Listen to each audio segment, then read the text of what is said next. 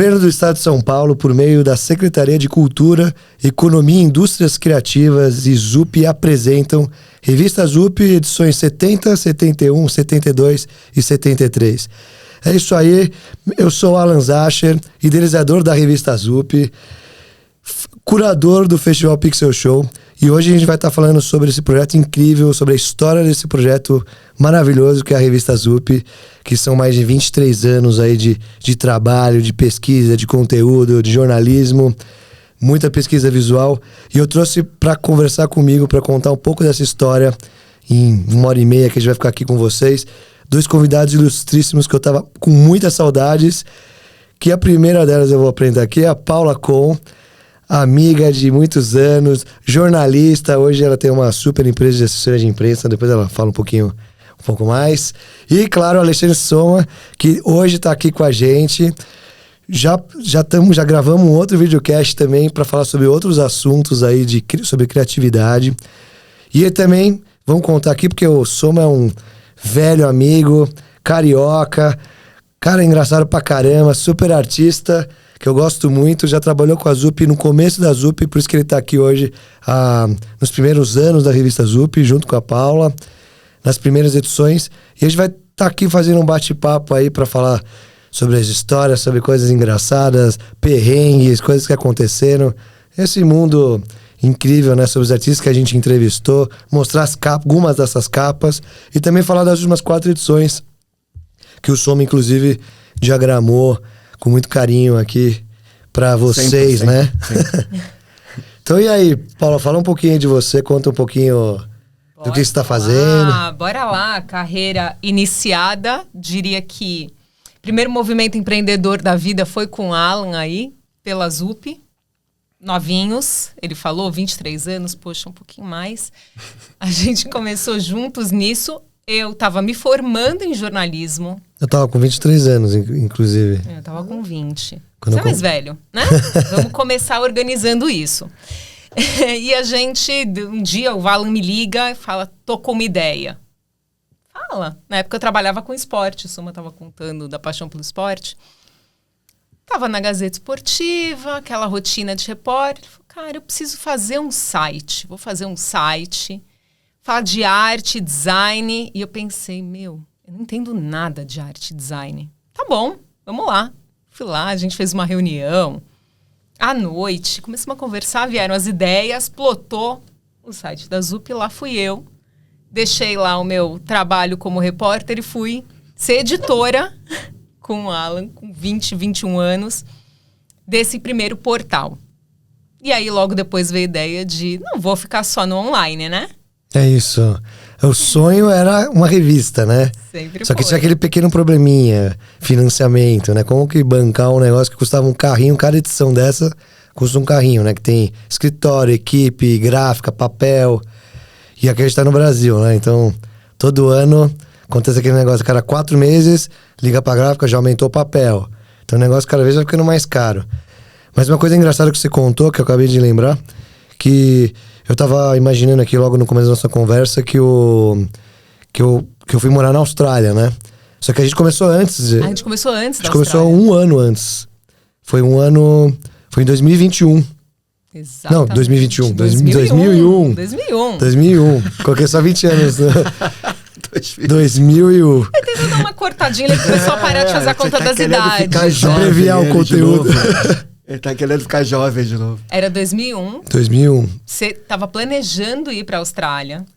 Tava no planejamento. Tava ainda numa ideia. E aí, não, vamos fazer. E a gente fazia... isso é uma curiosidade boa. A gente se falava de madrugada.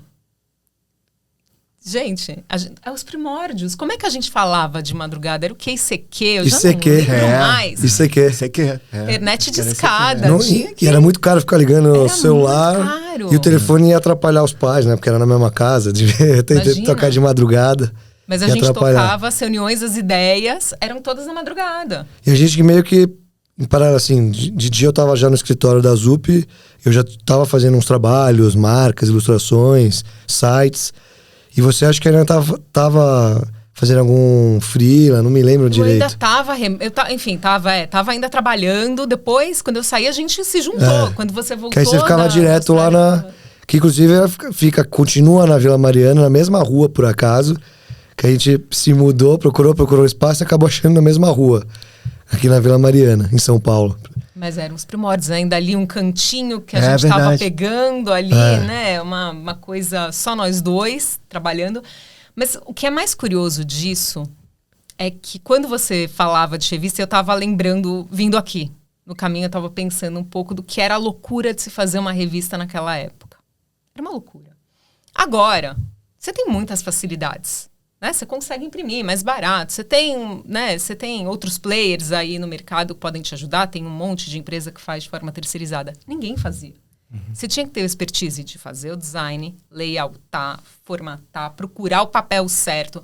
A gráfica que conseguisse dar vazão, e as grandes gráficas não tinham interesse em fazer isso. Exato, na época era bem difícil. Era muito difícil. Porque a tiragem era menor, né? A gente começou com 3 mil exemplares. Vocês começaram já com InDesign? Já era Adobe ou vocês faziam PageMaker? Não, Cara, PageMaker não. Como é que é o nome daquele outro? Quark? Não, Quark eu acho que a gente começou com Quark Express. Quark Express, né? Que era o que eu usava antes da Zup e nos outros estúdios que eu trabalhei. Porque nem tinha um InDesign, era PageMaker. Era PageMaker. Aí o pessoal usava o Quark Express. Quark, porque era mais profissional na época. Isso. Não, era muito bom o software. Infelizmente, acho que não foi atualizando, sei lá, foi ficando mais complicado. E a Adobe comprou o PageMaker, que eu acho que era da Corel, não lembro. Eu acho que não era da Adobe. Não era da Adobe, eles compraram. Aí eles começaram a integrar com o Illustrator, Photoshop, aí todo mundo começou a usar. Não, e era tudo difícil, porque você tinha que encaixar o texto, eu fazia os textos, e aí a gente olhava os parágrafos e falava, vamos ter que mudar os parágrafos, porque precisava... O jeito de encaixar era difícil, né? Para você fazer o layout era muito complexo. Parece uma realidade paralela. A gente tá falando. E além disso, a gente tinha que pensar nas pautas de cada edição, fazer os espelhos, lembra, para caber certinho, né? A gente colocava todas as páginas no papel, falava página 1 a 8, matéria tal, página capa, contracapa, sumário, onde vai ser cada coisa, pra gente ter uma ideia. Não tinha espaço pra erro, não dava pra dar errado. Não dava pra dar errado. Aquilo que estava pensado tinha que acontecer. E a gente não tinha internet do jeito que se tem hoje. Não tinha nada do jeito que tem hoje. Não tinha nada. Como é que você chega no contato daquele... E o Alan, ele chegava sempre com grandes ideias, né? Temos que entrevistar um grande artista. Como é que a gente chega nessa pessoa? A gente vai dar um jeito. A gente vai dar um jeito. Lembrando que a gente era... Assim, já tinha um pouco de experiência, assim, já trabalhei em alguns estúdios de design, a Paula também já tinha um pouco de experiência, então a gente era amador, assim, como início de carreira, né? E falei, vou fazer uma revista, todo mundo me chamava que eu era louco. Pô, como você vai manter uma revista? Você precisa conseguir publicidade, não sei o quê. Aí eu falei, eu vou começar, depois eu penso nessa... Mas antes da revista era o site, né? Mas a revista era o site, ficou... Fundou quando? 2001 era site. 2001. 2002 eu fui morar na Austrália, 2003 continuou o site. Aí eu lembro que quando eu tava na Austrália eu comecei lá uma newsletter que chamava Canguru News, que era só pra família e pros amigos. Só que de repente, 6 meses depois, a Paula continuava escrevendo, que era tudo online. Isso antes de a gente conseguir realizar uma revista impressa. Então foram o quê? Uns 3, 4 anos antes? Foram até de 2001 a 2004. Aí em 2005 a gente fez o Pixel Show, e com o dinheiro do Pixel Show, com o lucro do Pixel Show, a gente usou todo o dinheiro pra revista. Não pegamos um tostão pra gente. Falou, agora dá...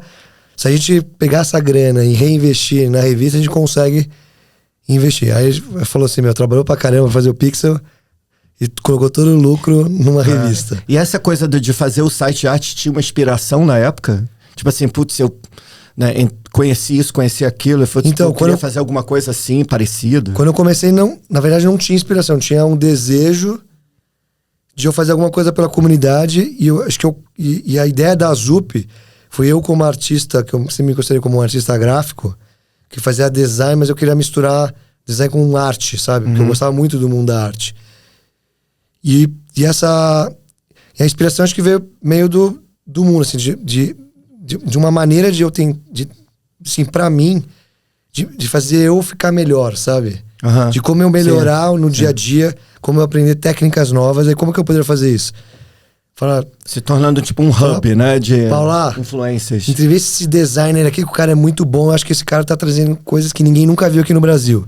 Aí ele entrevistava, eu trocava ideia e aprendia uma técnica nova, assim. Meio que nem se assistia um tutorial de sim. A gente seria um canal no YouTube, talvez.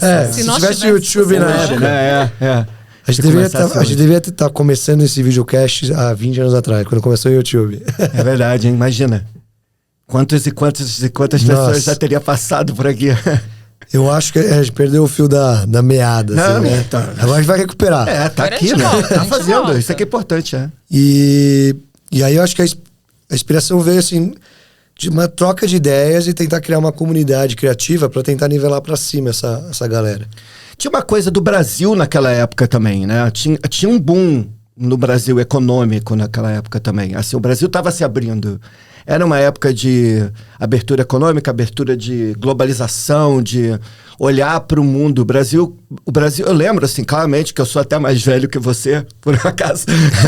Eu lembro que na época, assim, o Brasil estava num momento de globalização e de abertura econômica, assim, muito forte. Né? Porque a gente estava no plano real já, né? Naquela época. Plano real. Então a gente tinha a moeda forte. E aí houve todo um processo também muito grande de importação de tecnologia, né? Eu lembro que eu nunca imaginei que eu poderia, por exemplo, ter um produto da Apple, porque eu sou do subúrbio. E, de repente, eu estava aqui em São Paulo, quando eu vim para cá trabalhar para vocês, exatamente, eu passei a ter produtos da Apple. Era uma coisa assim, impensável, para quando eu estava fazendo faculdade de design. A gente vai chegar aí, você vai contar sim. Eu quero ver essa história. Assim, foi muito interessante, porque meio que casou, né? De uma certa forma, assim, houve um momento do Brasil, né, de grande prosperidade ali naquela época, onde vários negócios que hoje estão consolidados surgiram. E um deles foi exatamente a ZUP. Mas sabe que você tem uma curiosidade disso? A gente vinha numa ascensão, você tinha ainda a arte tradicional, os grandes nomes, os jovens aparecendo, e acho que a gente pode falar da nossa primeira capa, da revista. É verdade. Que tem a ver com esse tema. A gente chegou, foram anos assim de conteúdo online.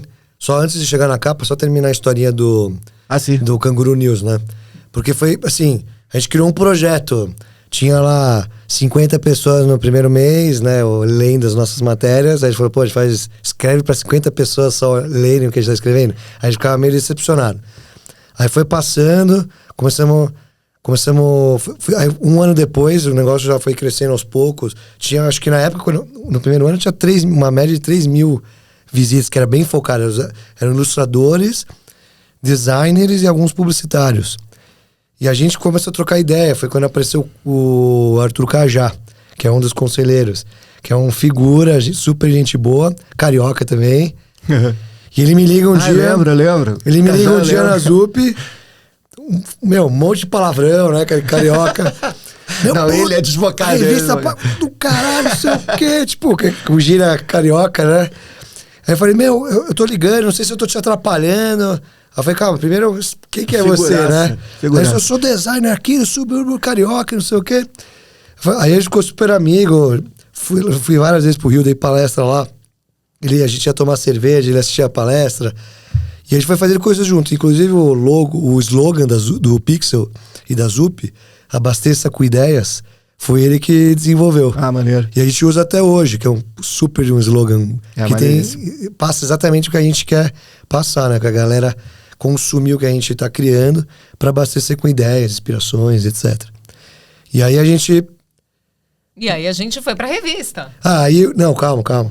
Só pra terminar, foi pra revista. Fui pra Austrália, começou a crescer, na Austrália deu um boom.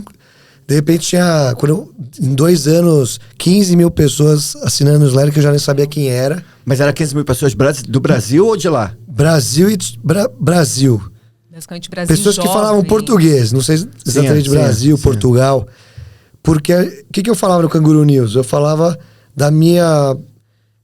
vida local na Austrália, exploração, turismo e arte. Então eu falava da arte aborígene, dos designers que eu conhecia lá, dos ilustradores, dos projetos que tinham lá na Austrália. E aí o negócio foi crescendo e, claro, no Canguru News a gente começou a encaixar começar a postar as matérias que a Paula escrevia. Porque antes não tinha uma newsletter da Zup, era a newsletter minha, sabe? E a Zup era só um portal. E quando a gente começou a juntar a newsletter Canguru News com a Zup, aí começou a fazer assim. Levar tráfego, né? As pessoas começaram a entrar e ler as matérias. E o que era curioso é que se criou naquele momento o modelo, você tinha perguntado, qual era o formato. Não tinha um formato. Eram inspirações em vários portais que não falavam sobre arte e design, mas existia uma visão de que a gente precisava casar o conceito com o conteúdo. Algo que eu acho que hoje as marcas entendem bem, mas naquele momento não era tão nítido. Não era a clareza que a gente vê uma Havaianas fazendo com artistas. Modelos, as marcas não faziam isso. Então tinha um ponto de educação, de como dizer para esse artista, porque o que o Alan tinha falando do Canguru News, era um público de jovens que estava solto, eles não tinham onde ler. Eles não tinham referência. Porque eles tinham algumas referências de fora, mas nada que casasse. E eles queriam conhecer pessoas como eles. Então, quando eu brinquei com essa história de que a gente seria um canal de YouTube, provavelmente seria mesmo. Se existisse naquele momento. E não tinha muita referência. A gente tinha, na época, que a revista Design Gráfico, lembra que era super fininha. Não tinha muita... A própria revista não era uma revista com uma diagramação que você falava, isso é uma diagramação, sabe? Acho que só tinha eles e a Web Design, que também era da mesma editora. Que eram as referências que tinham. Aí depois que a gente começou a Zup, aí vamos entrar na Zup então, da capa, depois a gente conta. Mas lançamos a Zup, aí apareceu o Computer 2001, 2005, né? Quando começa a Zup. 2005 a gente, um pouco antes de 2005, depois do Pixel Show, começa a entrar com a Paula, quem que vai ser o artista da capa? A gente começa, eu lembro, a gente fez um mock-up, né, um boneco impresso, e a gente mandou numa gráfica rápida, imprimia a capa e tinha uma matéria diagramada. E a capa, a gente descobriu, antes de falar com o Gêmeos, a gente não conseguia... Que a capa foi essa bonitinha aqui, ó. Estão vendo? Gêmeos, que na época era o Gêmeos, depois eles viraram os Gêmeos, né? 2 anos depois. Porque qual que era a ideia da revista? A gente também descobria artistas que a gente acreditasse... Que iam ser disruptivos. Que ia explodir, que ia ser tendência no mercado de arte, ou de ilustração, ou de publicidade, de criatividade. E a gente descobriu os Gêmeos. A gente estava pesquisando quem que pode ser o grande artista da capa da primeira edição da revista Zup. Aí a gente discutia, começou a fazer listas e listas de artistas. Eu falei, mas esse não sei o quê, esse não sei o quê, né? Não, e precisava lembrar o seguinte, não tinha patrocínio, não era uma revista que tinha anúncios. Você precisava, de fato, vender. Você precisava de algo que atraísse esse público, essa turma engajada na leitura online, que já era uma leitura gratuita. Então, a gente precisa lembrar que para vender também, né? Tinha que ter um jogo ali, uma coisa diferente. E precisava achar um atrativo. O que alguém vai comprar primeiro? De novo, né? Revista. A gente vinha de um momento que as revistas ainda estavam em alta. As pessoas liam ainda o impresso. Sim. As pessoas liam tudo, né? Não tinha revista digital.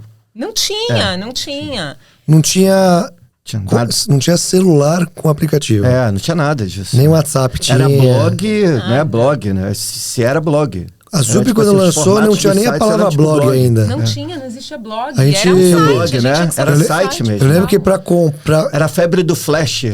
O WordPress, acho que o WordPress até existia, mas ninguém existia, não falava que blog. Eram jornais. Sim. E as pessoas montavam sites que ficavam meio PHP, assim, era programação na mão. Aí eu descobri uma empresa brasileira, carioca, que aí eu descobri, eu fiquei com esse presente, sistemas de jornalismo pra internet. Aí eu não descobri lá 3 ou 4, todos super caros, eu descobri um que chamava Lua, que até a NASA usava pro site deles pras matérias. Aí eu comprei o software, imagina, começo de carreira, sem dinheiro, eu acho que eu coloquei uns R$3.500 na época pra comprar um negócio com 2 usuários, que era por usuário. No caso, nós dois. No caso, eu e Paulo. Estão aqui. E aí eu tinha um usuário pra ela poder logar e postar. E aí eu achei um cara que já tinha feito um blog no Brasil usando esse sistema, que era programação, precisava programar para criar. E aí depois disso fomos bom, aí começou a aparecer outros blogs, outras revistas. Mas o que a gente estava falando da revista do Gêmeos, né? O artista que fosse uma atração. Assim, apesar de ninguém conhecer, tinha que ser um trabalho visualmente muito forte que mostrasse o que seria a revista, sabe? Também. Até pra viabilizar mesmo, comercialmente, né? E como a gente não... Até lá, o nome dos gêmeos, já tinha uma lista lá com 100 nomes e não tinha gêmeos ainda. Os gêmeos não estavam lá. Uau.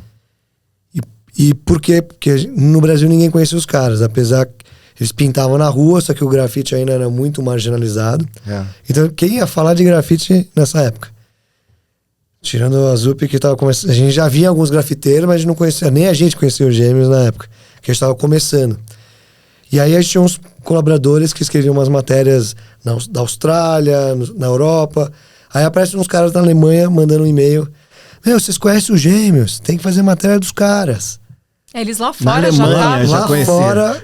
Eles estavam circulando, eles já eram meio alternativos mainstream, assim, era o alternativo, mas já estavam, né? Isso. Já existia uma cena de grafite bem forte. Primeira geração ou segunda? Segunda geração. Segunda geração. Aqui em São Paulo já tinha isso, muito forte. Na verdade, desculpa, na verdade, terceira geração.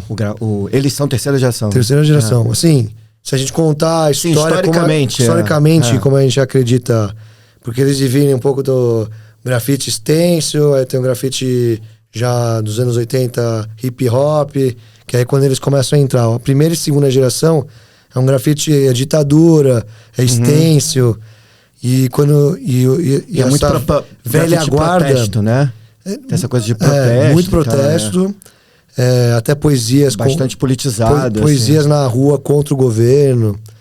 E uma arte menos refinada, né? Não tinha um tom artístico, tinha esse tom político. Até porque os sprays também não tinham essa capacidade de bicos e possibilidades, né? E tinha que ser uma coisa rápida, porque tinha o exército na rua, te pegava sem cana, né?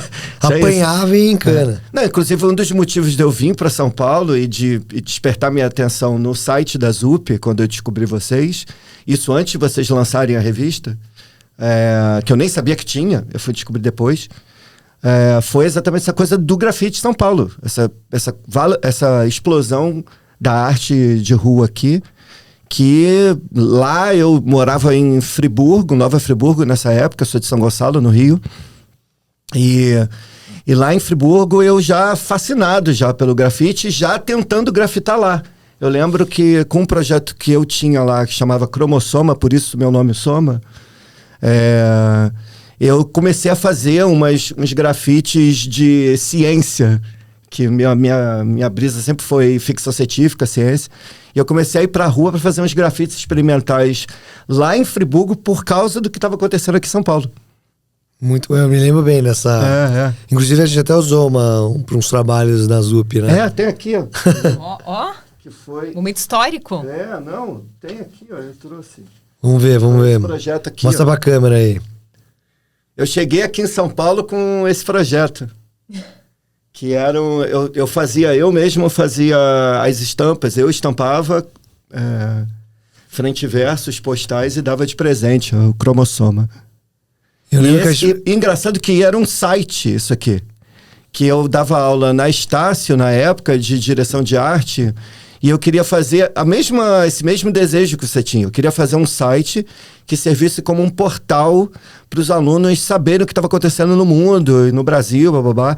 Então, como eu era professor e já estava vivendo de dar aula, então eu tinha tempo livre para ficar pesquisando.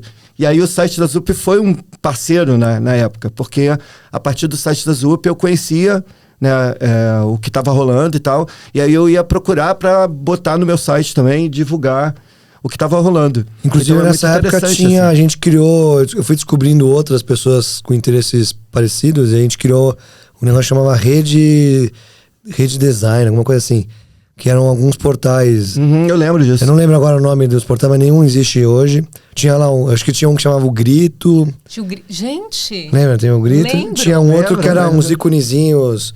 Que era até eu não lembro agora de quem que era. Parceiros, eles pediam conteúdo pra gente, a gente mandava conteúdo, aí eles postavam lá originalmente, publicado. Tinha uma rede legal, acho que eram 5 portaizinhos, mas hoje nenhum existe mais, tirando a Zup, que tá até hoje.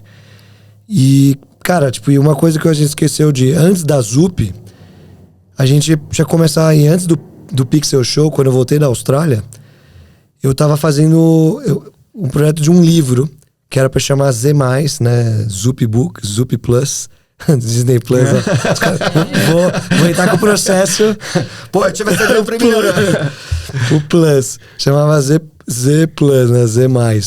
Que era um livro que foi o primeiro empreendimento, antes de revista, o primeiro empreendimento do portal Zup, que a gente lançou, a gente recebeu trabalhos, a gente abriu um edital, artista de arte digital, artistas do mundo inteiro, a gente recebeu mais de 1.000 trabalhos, selecionamos 100 melhores, para fazer um livro de 100 páginas.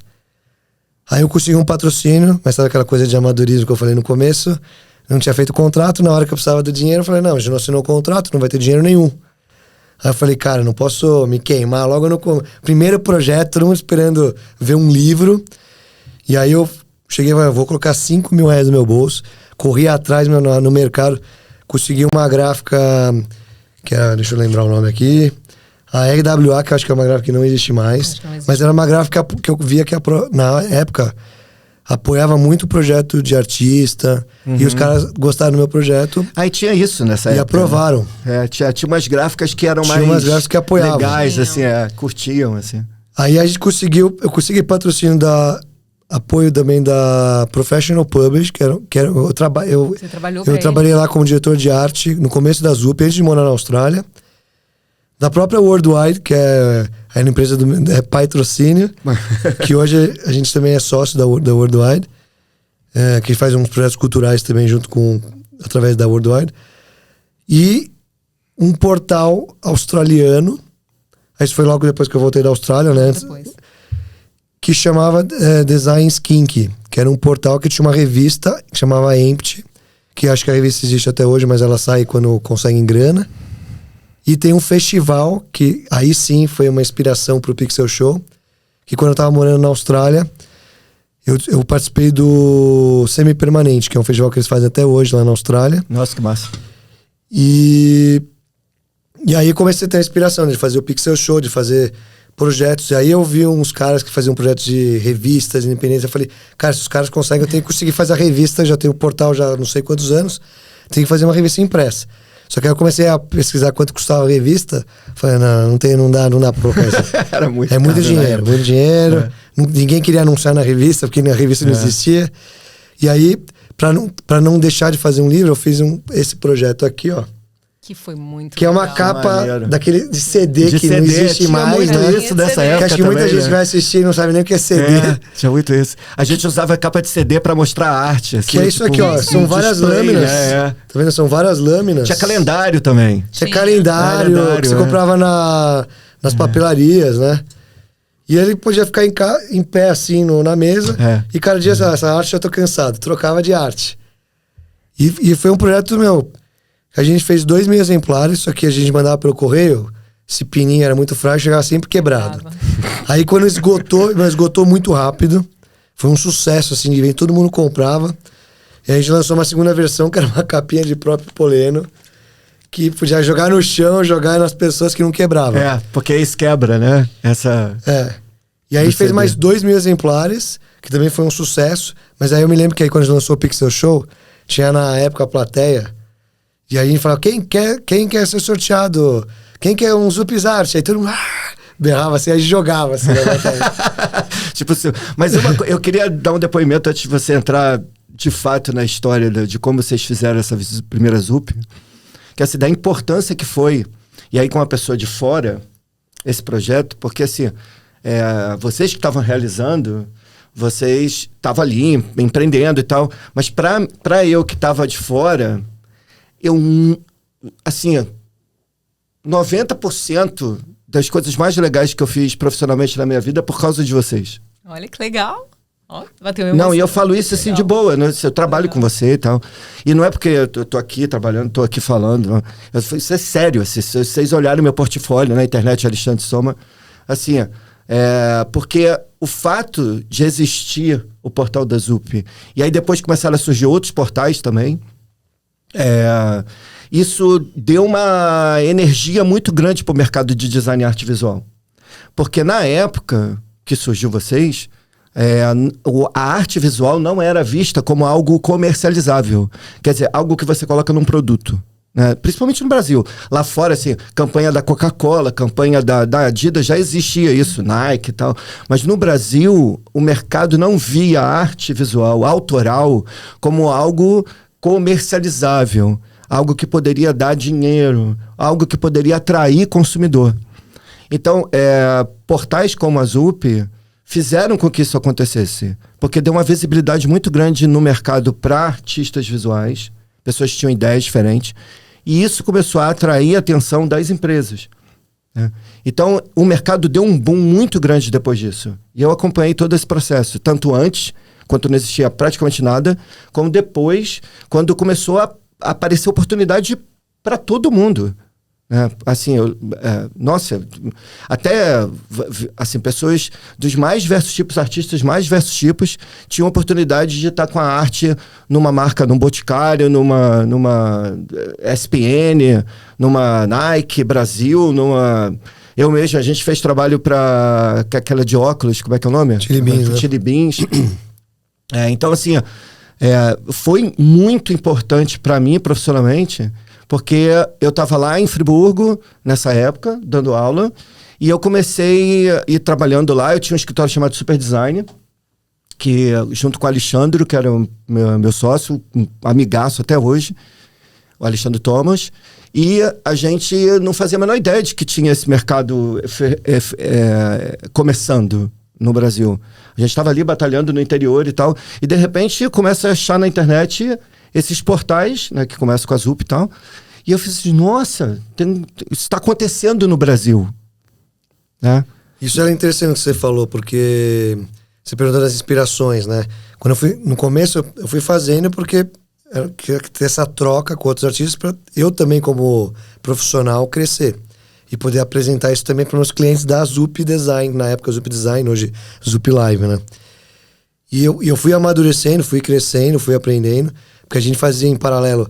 Isso aqui sempre foi o nosso projeto cultural, aquela nossa válvula de escape, de fazer alguma coisa de coração legal, enquanto tinha os clientes que às vezes irritavam a gente brigava com o cliente porque não conseguia fazer o que a gente apresentava, né? Ele não gostava.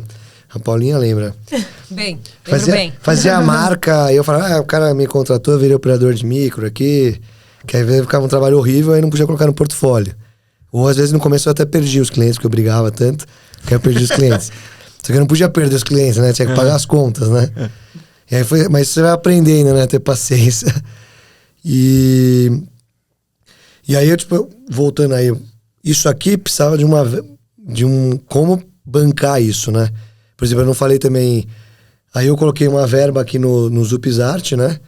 E o Senac, Lapa Cipião, lá em São Paulo, lá na Lapa, gostou do projeto e falou: eu faço uma exposição desse muito legal.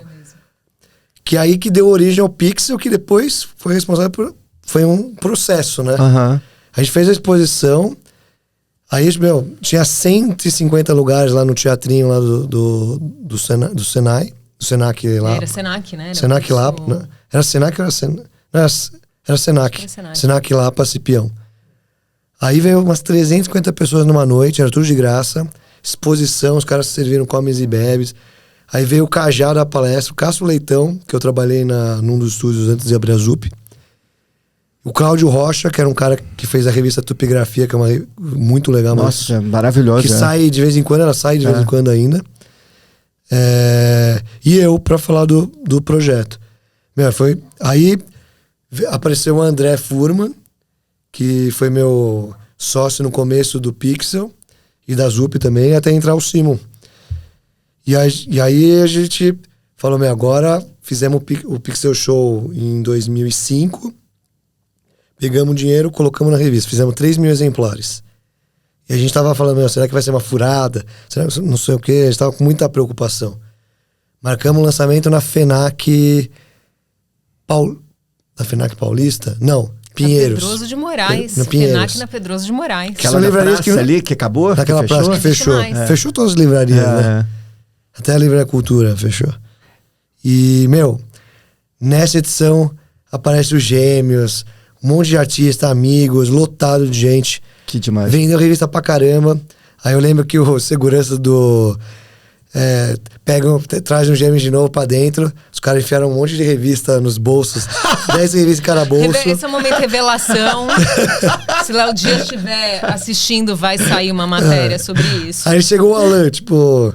Os caras não deixaram a gente levar a revista, mas a gente que fez a capa. Eu falei, calma. Essas aqui não dá, essas aqui tem que comprar. Mas eu vou deixar um kit, um monte de revista lá na casa de vocês. Aí depois a gente... eles acharam que tá tudo bem. Porque a gente tava dentro de numa livraria, não dá pra pegar sem pagar. Aí o segurança bloqueou os caras. Mas sabe que tinha uma coisa muito legal que você falou desse nosso começo? E vou linkar com a capa pra gente contar um pouco dessa história. Mas a gente ficava, quando o Alan voltou da Austrália, já existia a ideia, então, né, voltando um pouco cronologicamente na história, a ideia sempre foi ter uma revista. A ideia, no dia 1, quando a gente conversou, era que fosse uma revista. A gente desenhou o boneco juntos, como em caixa-texto, e era realmente algo tão fora que o Alan falava muito das inspirações, né, design skink, o que eles faziam, e a gente foi olhar a revista de moda, tipo Vogue, que tinha aqueles editoriais que não tinha nada a ver, mas era como encaixar um texto em algo que você precise de um visual de impacto, porque eu também não sabia fazer isso, eu vinha de jornal, eu vinha do, né, Gazeta Esportiva de mídia impressa, fiquei muito tempo no site, me achava super moderna. Sabia tudo. Imagina, eu vim polo da internet. A gente foi juntando umas revistas referência, né? A gente foi vendo, e aí eu lembro de uma coisa muito engraçada, quando eu falei assim, mas a revista não pode ser grande. Nem o artista vai ficar carregando essas coisas que você gosta de carregar, essas revistas enormes. A gente queria fazer uma revista grande, lembra? Uma de... Acho que era 33 por 28, um catálogo gigante, assim. Ninguém vai carregar isso. Tem que ser menor, eu vou pensar numa solução. Você lembra disso? Era à noite, eu lembro que a gente tava comendo uma pizza. Eu vou pensar numa solução. E aí ele veio, ele pegou uma revistinha e acho que isso aqui vai dar certo. Então, além de tudo, era muito... Imagina você chegar na gráfica e falar, além de tudo, não é uma revista normal, padrão. Sim, o formato sempre chamou atenção, né? O formato, algumas referências, eu lembro, tinha uma revista de fotografia que chamava Sem Número, que eu tenho até hoje aqui na biblioteca, que era acho que era do Bob Wolferson. Saía de vez em quando, era um projeto pessoal dele, eu acho que nunca mais teve a revista, mas acho que foi uma das inspirações, principalmente de tamanho. E eles faziam umas capas com camurça, com veludo, colado. Que demais. Então era poucos exemplares, mas e dentro era um papel especial, meio com envernizado, bem fininho. E era bem bonito. Aí tinha as referências que você falou dessas pequenininhas. Lembra aquelas revistinhas que no Brasil também teve a época dessas revistinhas? Eram umas revistinhas pequenininhas que cabiam no bolso, que era ou de marca de roupa bacana, de streetwear, geralmente, o skatewear. Às vezes de bairro e às vezes uns de balada.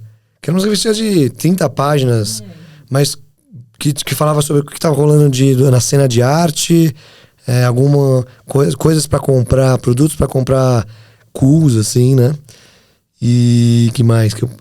E aí também falou, mas essa era muito pequeno, essa era muito grande. Até que a gente chegou nesse formato e também eu queria ter um aproveitamento de papel bom. É que na época, né, era bem importante. Na época e hoje, né? Acho que nunca... E a gente também queria que fosse, assim, papel...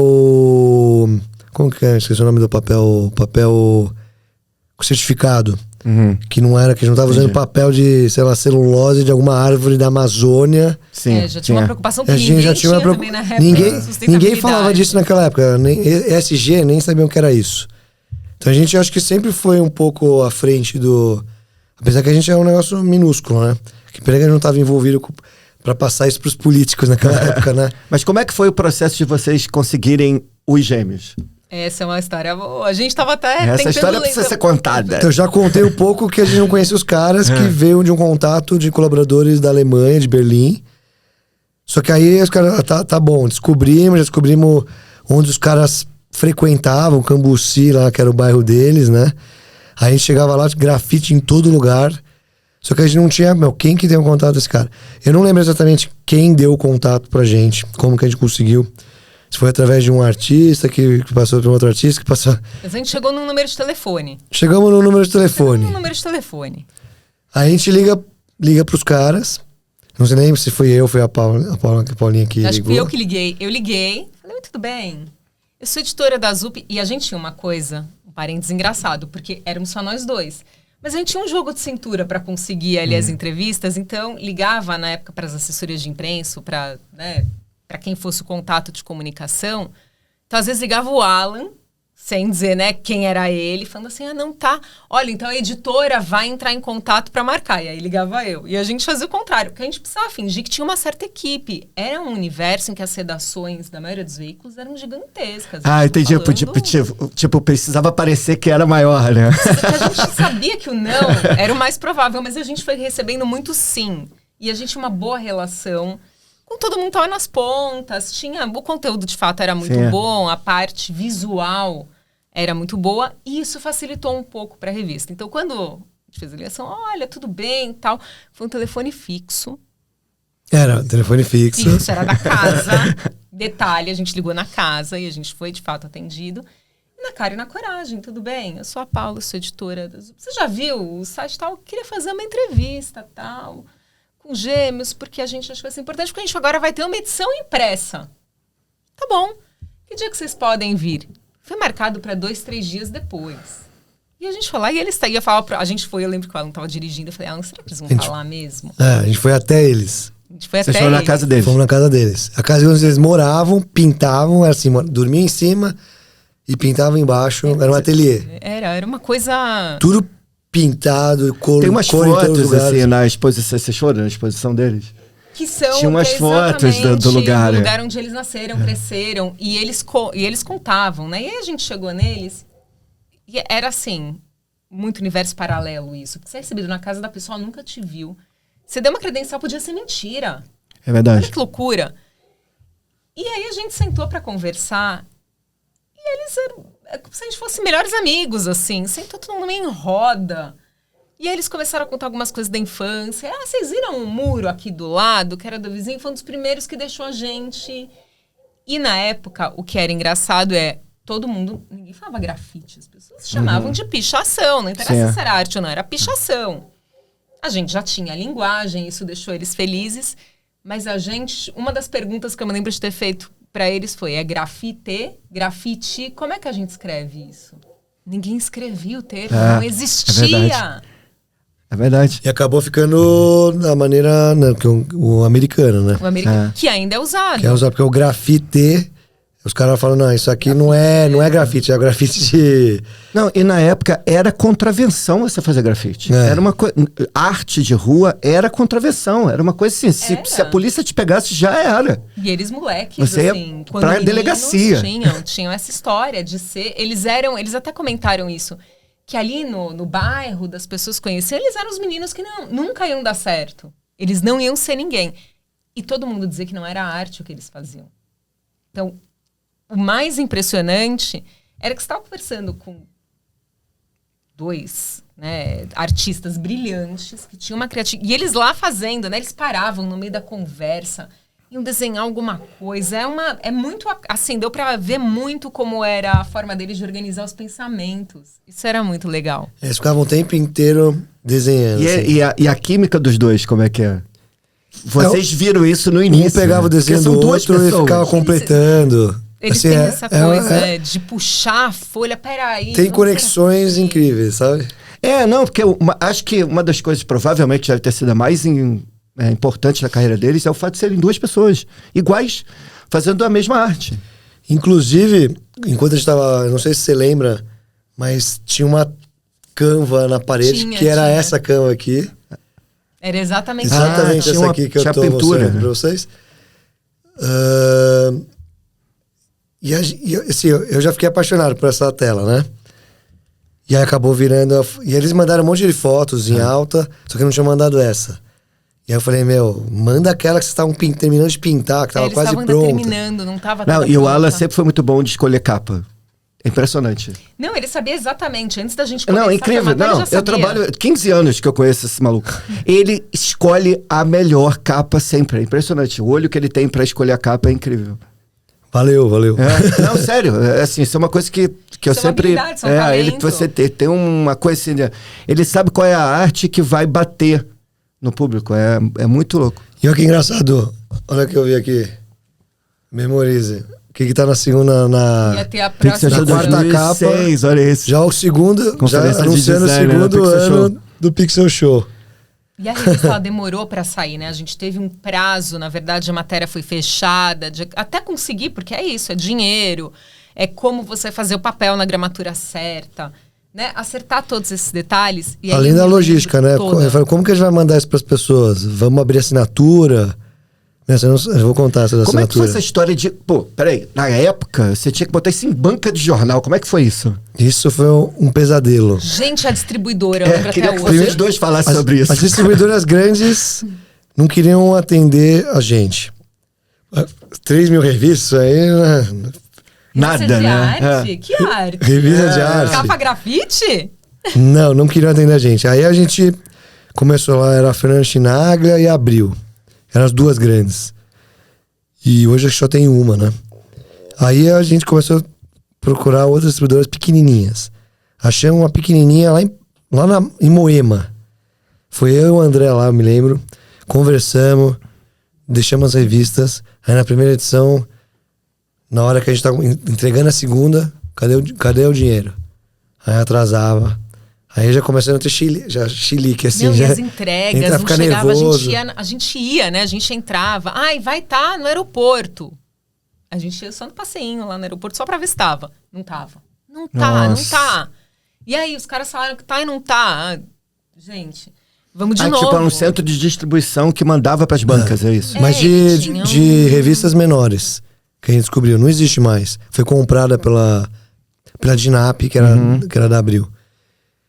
E aí, cada vez que uma sumia, aí tinha mais umas duas. A gente mudou, porque foi uma briga, né? O cara não pagava, pagou. Aí a gente conseguiu o dinheiro, já tinha que pagar a gráfica, né? Parcelado lá, paga com o dinheiro do lucro, já começa a sobrar um dinheirinho.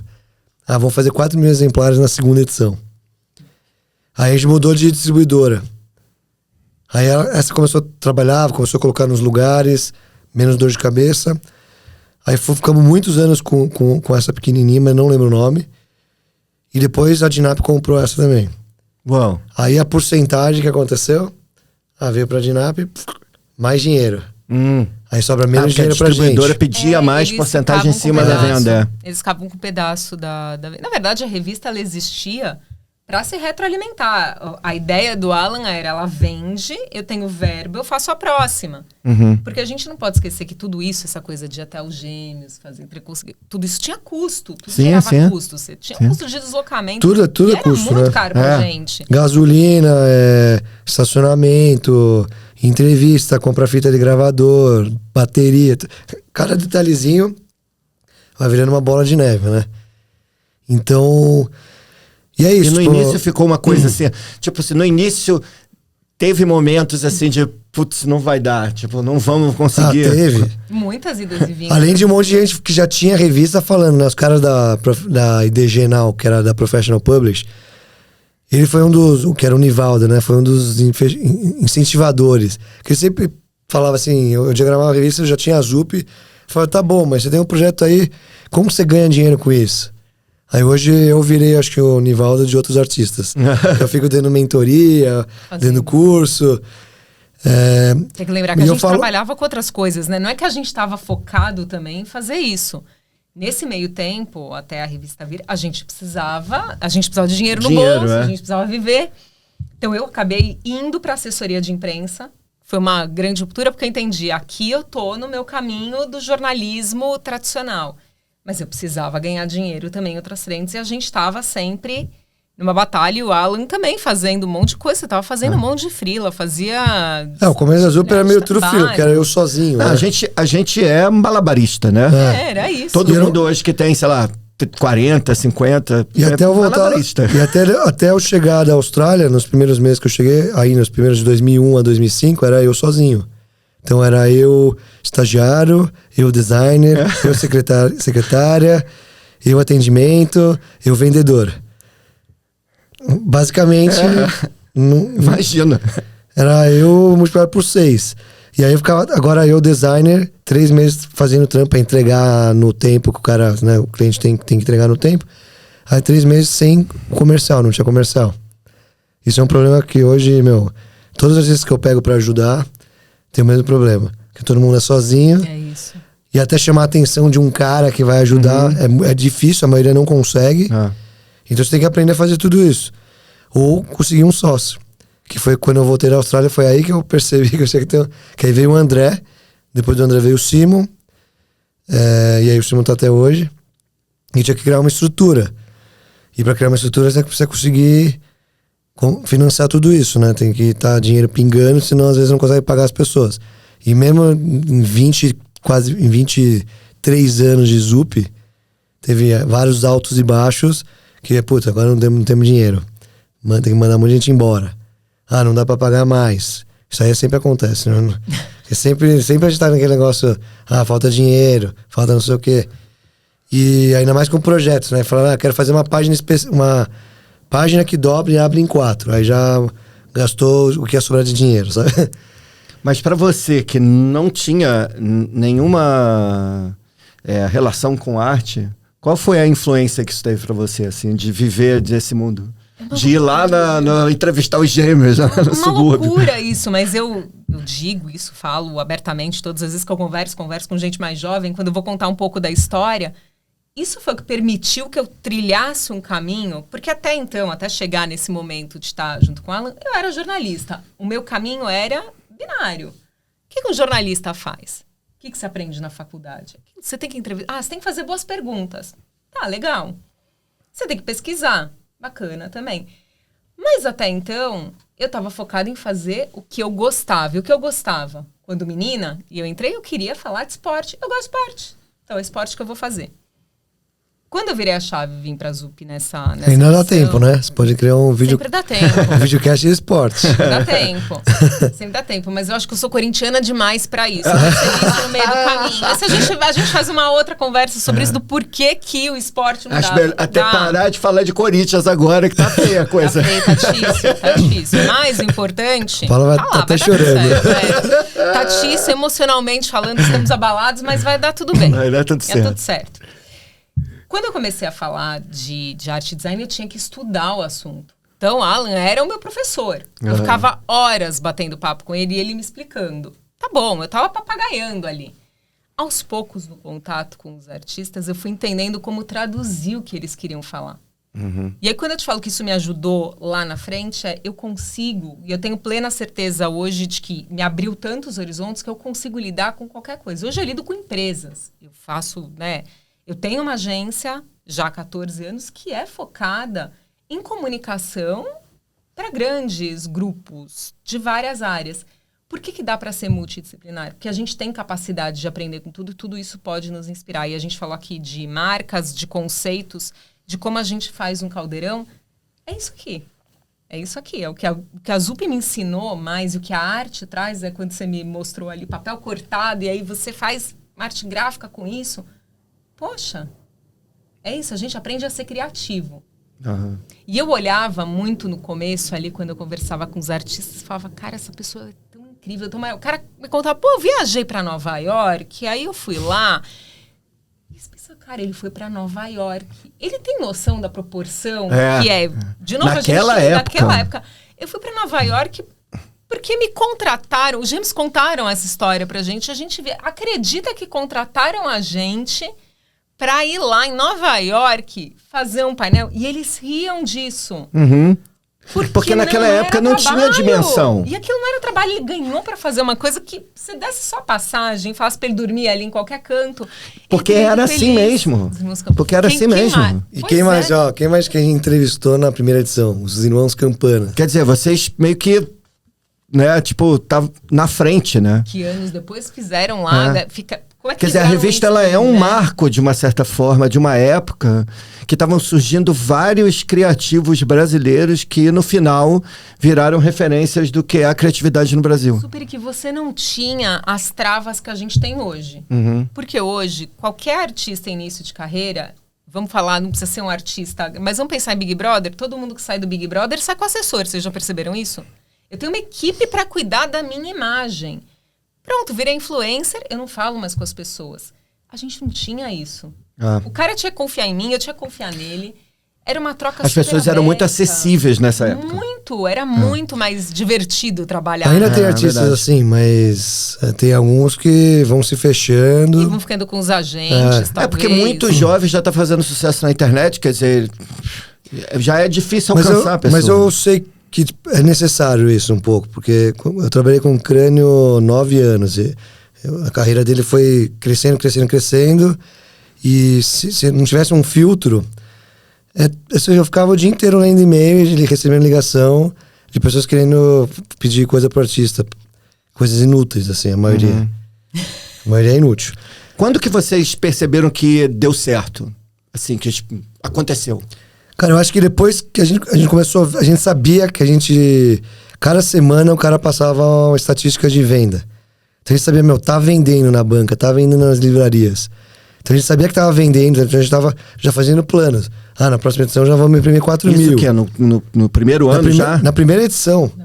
Na primeira edição a primeira edição vendeu tudo? Na primeira edição vendeu tudo. O lançamento foi um sucesso. Eu lembro do lançamento de eu entrar. Vendeu muito rápido também, porque eram só 3 mil exemplares, não era muito. Mas era uma loucura. Aquele lançamento Mas foi pra gente loucura. era muito, né? E pra Nossa, publicação muita loucura. independente ainda. Nossa. Que você vê nessas feirinhas, os caras fazem 100, 300. 3 mil é 100 vezes mais. É muita coisa. Mas ele tinha... Engraçado que a revista, quando ela chegou, ela tinha uma aura de algo mais fino mesmo. Pelo papel, pela característica. E o público que tava ali no lançamento, eu acho que pelo menos, a primeira vez que eu falei, opa, peraí. Não é que deu certo? Foi no dia que eu cheguei pro lançamento e eu trabalhei o dia inteiro. E eu me lembro, eu tô indo pro lançamento de uma revista, tal. Eu sou editora, eu fiz... Mas eu tinha o meu trabalho formal e o dono da agência, que era uma grande agência, uma das maiores do Brasil, ele falou, vou com você, quero ver o que é isso. E aí, quando a gente chegou lá, ele olhou e falou assim, cara, parabéns, vocês sabem o que vocês estão... Muito bom, bacana, bonito, tem qualidade. Tá bom, né? Vida que segue, né? Deu aumento de salário? Nunca, né? Você acha? E os custos? Mas uma coisa que foi engraçada foi que tempos depois, como eu já trabalhava com assessoria com grandes empresas, eu me lembro naquela época, nos bons tempos da Abril, de chegar nas redações. Então você ia em almoço, você levava cliente para almoçar com os editores. E era comum você fazer um tour né? Então você chegava, vamos falar hoje com a Veja. Então você ia na redação da Veja, oi, tudo bem? Oi. E eu lembro de ver uma Zup do lado de uma mesa. Uau. E aí, quando eu vi, eu falei, que legal, né? Vou chegar junto, vou conversar com o diretor de arte. E era da Veja, de fato. Olha, tal, você gosta? Nossa, isso aqui é uma super fonte de inspiração, tal. É que vocês, jornalistas, não gostam dessas coisas, né? Aí eu falei, olha, acho que não é meu caso, porque você abrir aí tá meu nome. Que bacana, tal. E aí eu lembro que nesse momento, como eu tinha que fazer muito contato com né? Você ligava, telefone fixo, só com o jornalista, me ajudou muito no contato. Porque o pessoal que cuidava da parte de design e layout, legal, né? Aquele pessoal que é legal, pergunta aí o que vai ter na próxima edição. E, gente, você tinha que fingir que era, né, uma coisa assim, porque eu faço isso porque eu tenho muitas habilidades, né? Não, eu precisava ganhar dinheiro e produzir também conteúdo. Então, a gente viveu uma época em que essa coisa do sucesso, ela era medida nessa relação pessoal. Você conhecer as pessoas, só que, poxa, a pessoa tá segurando. E não era milhares, a gente não precisava de milhões de pessoas amando. Mas quando a gente conhecia uma pessoa que tava segurando a revista, a gente ficava feliz. Muito. As pessoas não medem mais, que assim, ainda daria pra medir assim, porque você encontra a revista, às vezes, se você colocar 5 revistas num consultório médico, você pode esperar 1 hora depois, já não tem mais nenhuma dessas revistas. Mas o pessoal leva. Mas aquela Veja, Casa Cláudia, fica tudo lá. Fica tudo lá envelhecendo. Mas entendeu? eu posso dizer com certeza que principalmente naquela época que a revista era era uma das mídias mais importantes de comunicação que tinha no Brasil e no mundo, né? A revista Zup era, assim, para quem veio de fora, né? A revista Zup era muito importante para todos nós, assim. Eu lembro que a primeira vez que eu descobri que existia isso, eu fiquei tipo, como assim? Tem uma revista de arte no Brasil? Porque, assim, não tinha. Assim, eu sou de uma geração eu desenho desde garoto mesmo, assim, alucinadamente, assim. Mesmo, assim, de criança, desenhando, assim, na carteira da escola, quando a aula era chata. Sabe, eu lembro, assim, de uma vez, eu desenhei a Xuxa, assim, na carteira da escola, porque eu tava com uma revista, não sei porque que tava com a foto da Xuxa e tal, e a aula tava chatíssima, assim, eu tava no 2º grau, e aí eu desenhei a Xuxa lá na carteira da escola, eu lembro das meninas surtando. Por que você não desenhou no meu caderno? Tá ótimo isso! Eu queria!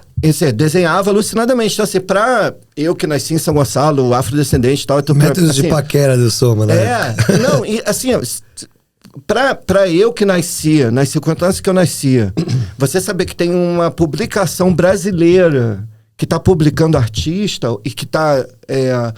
que faz parte de um novo mercado onde você tem uma ideia, você pode ganhar dinheiro com aquilo... E que aquilo é uma possibilidade real, não é uma viagem. Quer dizer, você não precisa ir para Nova York, para Berlim. Uau, aquilo foi... assim, quando eu descobri tudo isso, eu fiquei alucinado. Tanto é que eu conheço ele exatamente por causa disso. Né? Que engraçado que assim, quando vocês estavam fazendo revista, eu estava fazendo YouTube. Por que a gente não fez o contrário? É muito doido. Mas eu me lembro, ele filmava tudo eu lá fazia YouTube, eu era youtuber. Isso em 2008, 2007, 2007. Foi lá, filmou o Pixel Show, passado. fez videozinho.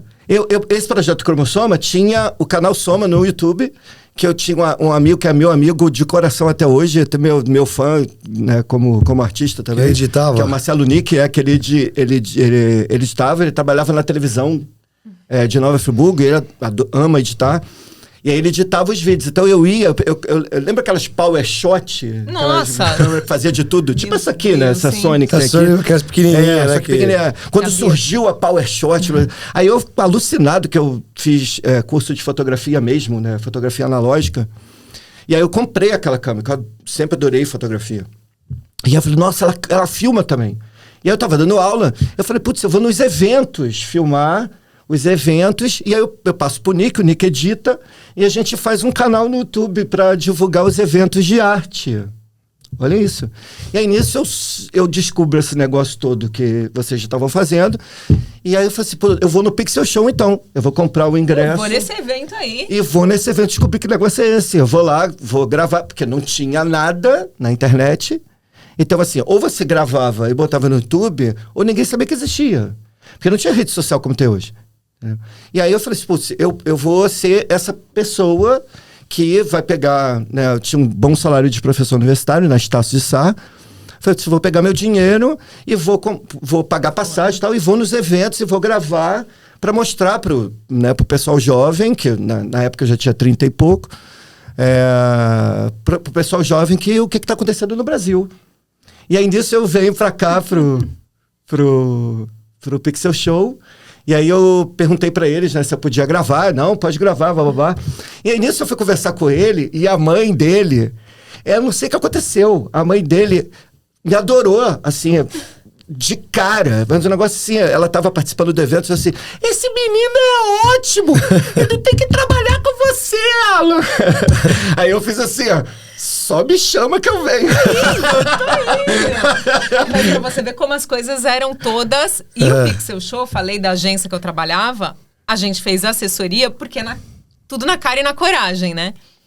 Eu lembro que depois dessa história do lançamento da revista, o Alan falou... Foi a segunda edição ou a gente fez a primeira já, a divulgação? Eu não lembro. Acho que fez a primeira, né? Pra tentar jogar nas revistas. Foi uma coisa... A gente começou a fazer assessoria interna, né? Era interna, a gente fez lá, mas depois, acho que pra segunda, depois da revista... Pode ser pra tentar sair nas revistas... Pra sair uma coisa maior, outros sites... Era, porque assim, a gente...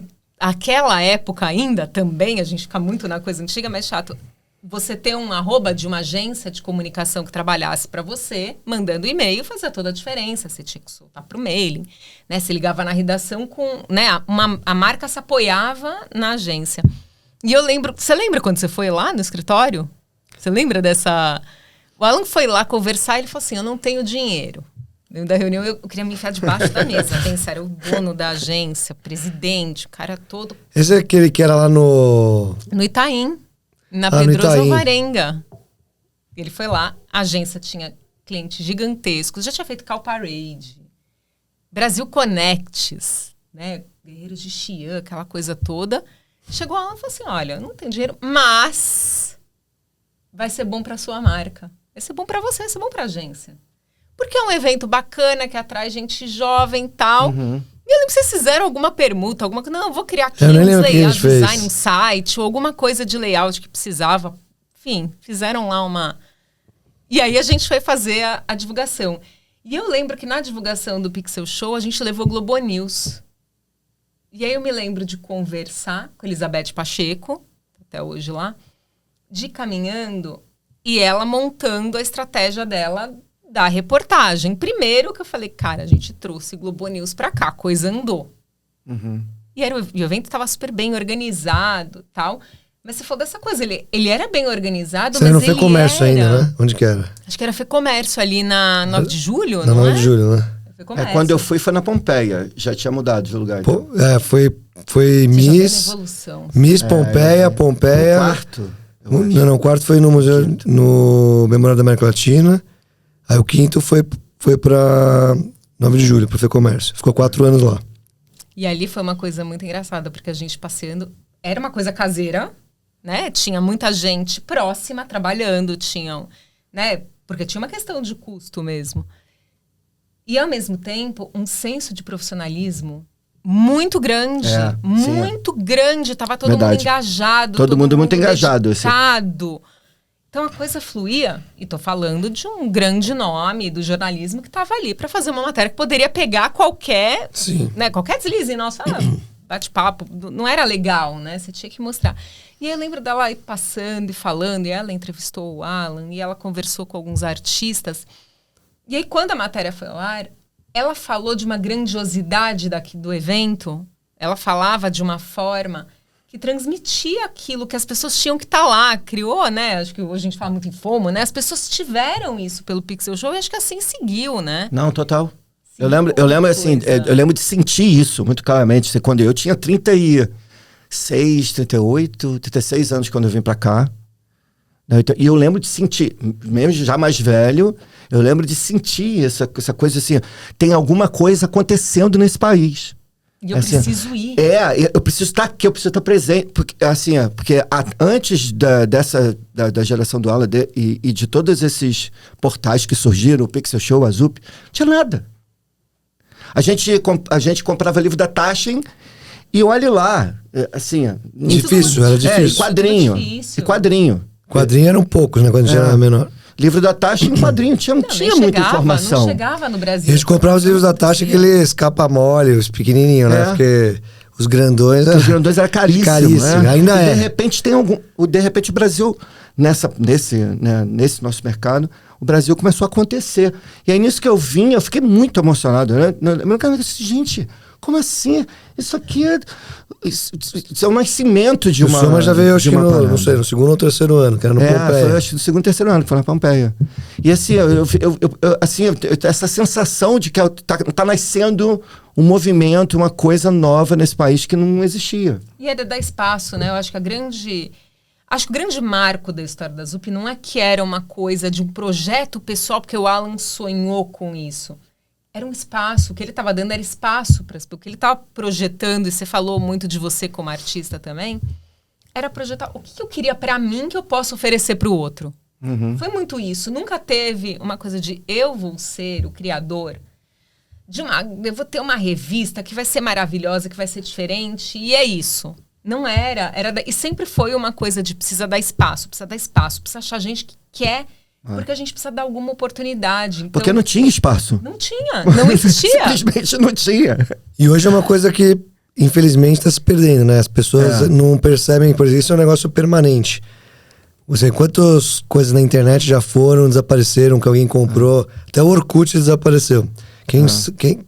Não dá pra saber se o Instagram, o TikTok vai desaparecer daqui 10 anos. Sim. Talvez venha outra coisa e esse negócio deixe de existir. Não, e assim, até mesmo se você é influencer hoje, você pode não ser daqui a 2, 3 anos, porque o seu perfil já não serve mais. Serve mais. E é muito rápido isso. Só que uma das coisas que é importante, porque isso aqui é um negócio que até quando eu fui na Austrália, tinha um evento semi-permanente, e eu brincava que eles tinham um livro semi-permanente. Porque o semi-permanente, por quê? Porque tudo que tá acontecendo hoje vai deixar de existir amanhã. E vai mudando. Mas isso aqui, impresso, é permanente. Tá? Tem um monte de livraria que compra, bibliotecas... bibliotecas, né? Livraria vai vender. Bibliotecas de escolas, bibliotecas públicas, no Brasil todo. Então isso aqui vai estar no acervo. Tipo, se não tiver no nosso, vai estar em algum lugar. No acervo de milhares de pessoas. A gente estava fazendo um cálculo, eu e a Ana, né, aqui acho que 2 semanas atrás, quantas revistas já foram vendidas. Acho que já passou de 800 mil revistas contando... Na história, né? Acho que 850 mil exemplares já circulou. E acho que quando a gente chegar na edição... na 100ª edição, a gente bate mais de 1 milhão de revistas circulando da ZUP. Nossa. Então é revista pra caramba. É claro que hoje a gente chegou a ter 15 mil exemplares nos bons tempos, quando banca de revista e livraria era um sucesso. Ainda vendiam, né?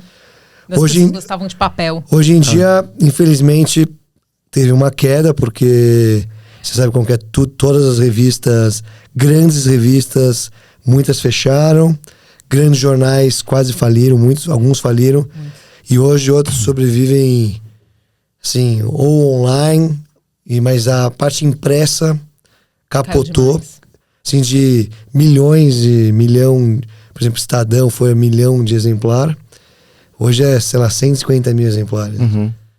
Caiu muito. É muito.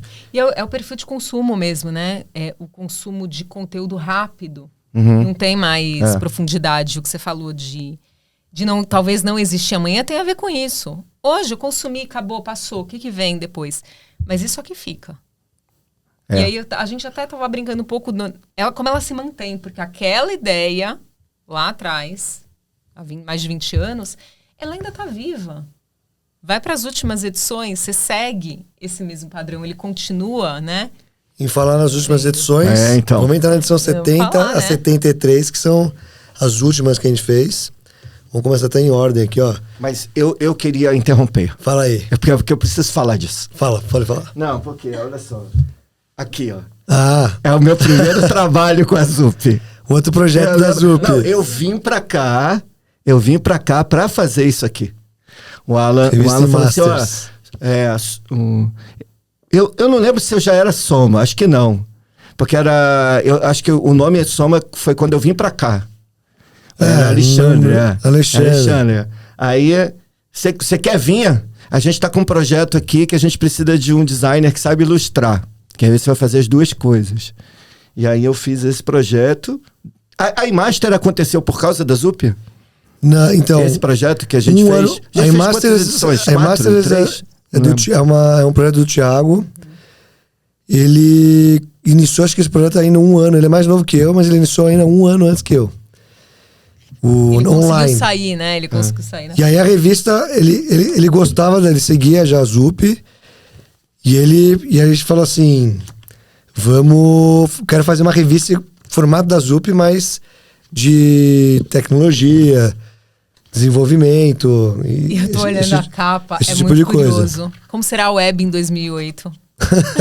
Inclusive essa aqui... Pode responder agora. Inclusive essa aqui, ó. Essa arte aqui é exatamente essa que eu fazia na época, do Cromossoma, que o Alan curtia. Não, faz com aquele traço. Faz com aquele traço. E aí eu lembro que uma outra coisa também que eu queria falar, até para provar o que eu tinha falado antes, é que eu sempre curti muito colagem, né? Porque quando é uma coisa interessante, quando você nasce no subúrbio, a sua vida é uma colagem. Porque o subúrbio é uma colagem. Né? Tem muita informação e até uma poluição visual, principalmente na parte nos centros comerciais, né? Então tem muita letra feita à mão, né? Essas coisas. É muita coisa vernacular, né? Que é o nome. Então, assim, é meio caótico mesmo, né? Os centros suburbanos, eles são caóticos. Então, quando você nasce no subúrbio, você tem essa cultura meio de colagem visual, meio de um comérciozinho do lado do outro, uma coisa muito louca. Isso influencia muito. E aí, por causa disso, eu sempre gostei muito dessa coisa de colagem. E eu lembro, eu até trouxe aqui, eu tinha feito antes de vir para cá esse projeto, que foi um projeto que eu fiz para uma ONG de direito das mulheres, né, de proteção das mulheres. E aí eu fiz à mão, refiz, colando manualmente, recortando manualmente, grandes obras de arte da história que retratavam mulheres. E aí foi muito louco, porque assim, quando eu cheguei, o Alan assim, nossa, eu adoro colagem. Aí o Alan queria fazer um anúncio, uma campanha para ZUP. E aí... A gente fez. E aí, não, assim, isso eu tenho que falar, porque isso foi muito maneiro. Porque, ficou muito legal. O Alan assim, eu queria fazer uma campanha para ZUP, queria fazer um trabalho. Pô, Sônia, eu queria que você pensasse alguma coisa assim, com essa coisa sua de ilustrar, de colagem e tal. E aí eu lembro que eu virei pro Alan, fiquei pensando uns dias, depois eu virei pro Alan e falei assim, Alan, essas revistas que voltam suja, rasgada, então você faz o quê? Não, a gente vende, doa, não sei o que. Eu falei, você deixa umas comigo aqui, umas revistas usadas, né, da ZUP e tal, que eu queria fazer uma campanha para a revista ZUP dentro da ZUP, né, uns anúncios para colocar em site e tal.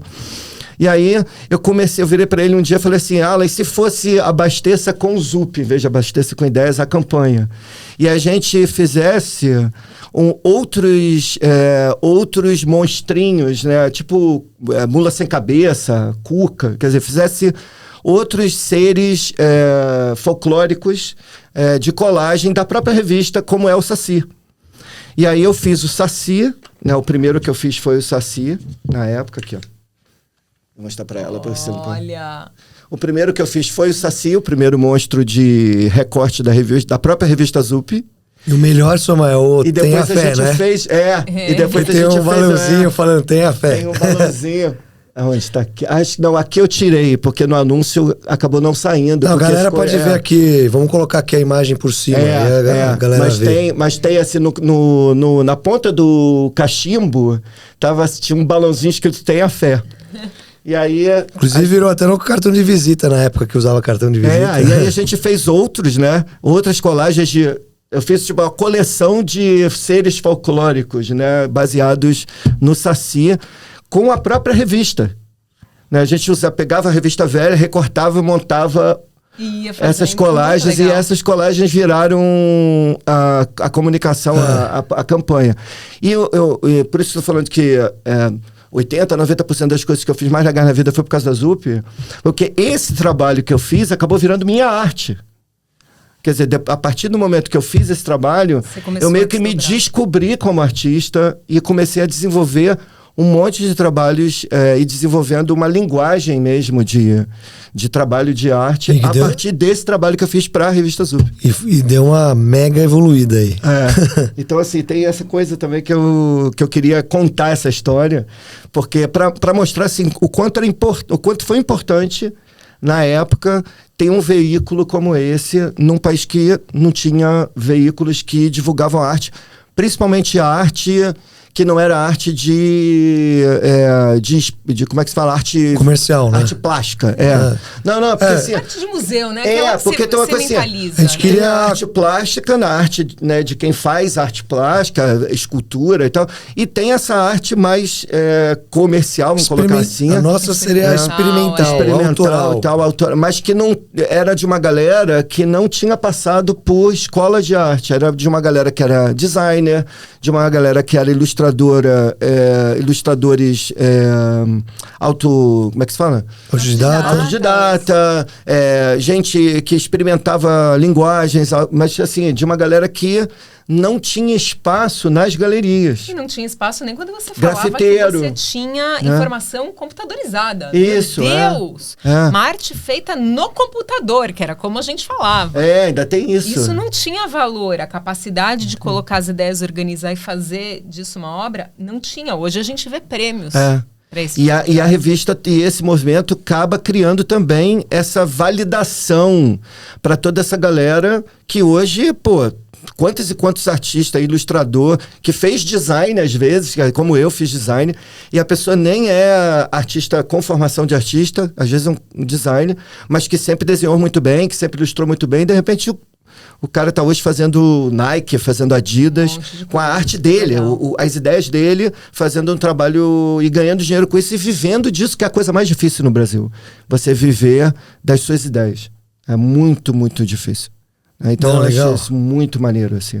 Então, antes da gente falar aqui das revistas, das últimas edições, das 4 últimas edições, você lembra também outra matéria do que você está falando dos Campanas? Você lembra como foi? Esse negócio do corpo a corpo... Nossa, gente, mas eles já eram famosos, né? Estavam, e eles contaram a história deles é legal, porque um era médico, acho que o outro era advogado, e depois dos 40 eles resolveram mudar de área e começaram a fazer móveis. E estouraram. Experimental, né? Móveis experimentais. Sim, sim. E você lembra como foi a entrevista também? Eles serviram, acho que a gente bebeu umas 3 garrafas de vinho. Uou. É verdade. Aí saiu, eu não conseguia... Falei, como que eu vou dirigir? Vocês inventaram o texto, então, no final, porque já tava bêbado, né? Eu tava gravado. Lembra do gravador? Lembra? Imagina ouvir de novo as fitas. Mas o que era curioso deles é que, vamos pensar assim, eles já eram famosos nesse meio, então se você falasse com arquitetos, com designers, todo mundo sabe quem eram eles. Fizemos a Zup. Tempos depois, eles fizeram aquela coleção pra Melissa. Uhum. E aí eles, assim, né, público leigo, todo mundo hoje sabe quem são eles. Uhum. Mas, de toda forma, já tinha uma aura mais, né? Ali já era uma negociação, olha, mais preciso difícil. Pautar, ver direitinho e tal. E teve essa conversa aí. Vai estar lá na fita assim, Como a pergunta pode não ter saído, mas deu certo. Essas cadeiras bonitas. A gente teve que ligar de novo pra eles pra fazer umas perguntas extras, né? Manda um e-mailzinho, né? Nada que o e-mailzinho não... Pra completar, não, né? completar. Antes de você falar das últimas revistas, das que vocês fizeram junto, qual que foi, assim, que vocês... Das entrevistas, da matéria, do artista e tal, qual que vocês lembram, assim, com mais... Eu acho que pra mim ainda dos Gêmeos é a mais... Porque ela foi a primeira, ela foi o kickoff Essa desse... marcou, né? Foi... Não tinha como não ser a mais legal, né? E o engraçado é que a gente, óbvio, a gente tá olhando hoje em 2024 pra trás. Não tinha... Podiam ter dado muito certo, podiam não ser. Hoje a gente tá falando de os Gêmeos que eram os caras legais e que a gente não sabe onde estão. Mas se for falar de outras, assim, pelo menos das capas, né? A gente fez acho que a 5ª ou 6ª edição, acho que foi do Dia dos Namorados, que foi lançado em junho. E a gente chamou o Will Murai, que era um concept artist, hoje ele tá trabalhando com game, super ilustrador. E ele fez uma capinha, demais, porque deu tema. E era uma menina, tava gelado, acho que lá de fora, ele faz aquele bafo de ar quente, faz um coraçãozinho, lembra dessa revista? Eu lembro disso.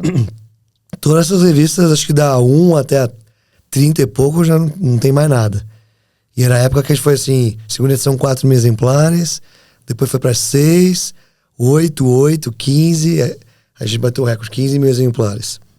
Uau. E hoje a gente tá aí, sei lá, 4, 5 mil exemplares.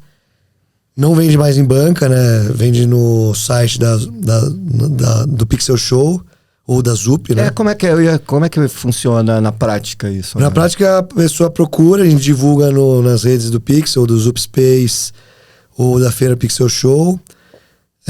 Ela entra no site do Pixel Show, entra lá em loja, ou shop.pixelshow.com, ou entra na própria zup.com.br ou zup.co.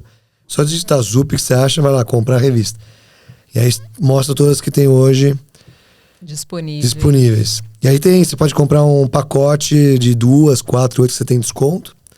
Tem pacotes que você ganha, sei lá, esse copo, por exemplo, esse copo de bambu do Pixel. Tem carteira, boné, camiseta, com algumas revistas. E aí tem outros tipos de desconto. Então tem várias opções.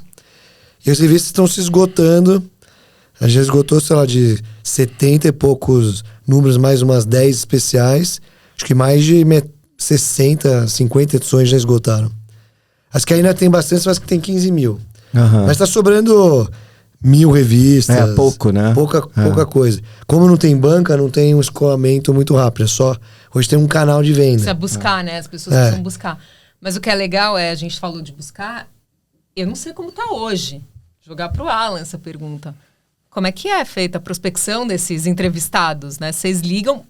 Eu imagino aqui, vou chutar, que é muito mais fácil do que era naquele momento que a gente não existia. Hoje, basicamente, vocês demandas, tudo online, né? Tudo online, né? A gente faz uma discussão, a gente tem um grupo que é o conselho, a gente tem um grupo no WhatsApp, que é um conselho do Pixel e da Revista Zup, que, como a Revista Zup faz parte do Pixel Show, então tá dentro do mesmo conselho. Então a gente tem um conselho curatorial do Pixel e o conselho curatorial da Revista Zup. E a gente fica discutindo quais são os artistas que tem que entrar. Uma discussão recente aí, grande, a gente começou a... Assim, capa, né, da revista. Como fazer... Quem ser a capa, né? Então, tem que ser um artista mais conhecido, ou também a gente tem que pegar artistas desconhecidos. Então, a gente fica intercalando, por exemplo. Vamos mostrar essas aqui, tá? A gente, às vezes, faz uma capa dupla. Então, eu já vou falando... Nosso francês, quadrinista, Mervan, né? Que é o nome. É um nome diferente, né? Aí a gente, essa foi uma capa dupla. Opa. Aqui. Foi a capa dupla. Ela tem vou mostrar pra vocês. E aí tem essa coisa legal que a gente acabou não falando, que é essa coisa da tipografia da Zup, né?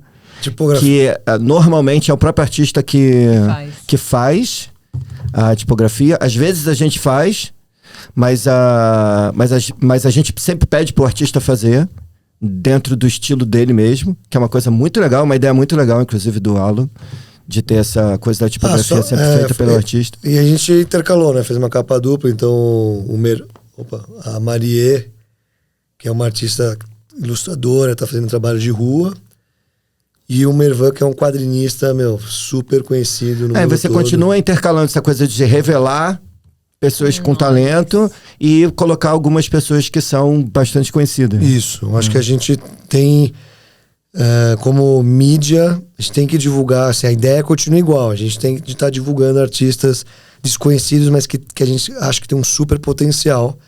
Quem sabe vão outras capas como os Gêmeos, né, que 2 anos... Eles entraram 2 anos antes, quando saíram na capa, ninguém ainda conhecia os Gêmeos. Não. 2 anos depois, eles aparecem numa exposição da FAAP, saem no Fantástico e explodem no mundo, assim, foi incrível. E a gente ficou super feliz, porque, descobrimos os caras. Nossa, alavancou o outro, no final das contas. Isso mesmo. E acho que agora, certamente, imagino que um jovem artista que consegue uma capa da Zup, ele tem um cartão de visitas, ele tem ali pro portfólio dele. Sim, é muito importante. Uma prova ainda é importante. Muito no importante. Meio, ainda é muito importante. Aí na edição 71, a gente entra com a Camila Kinker, que é uma fotógrafa, só que a gente começa a trabalhar inteligência artificial.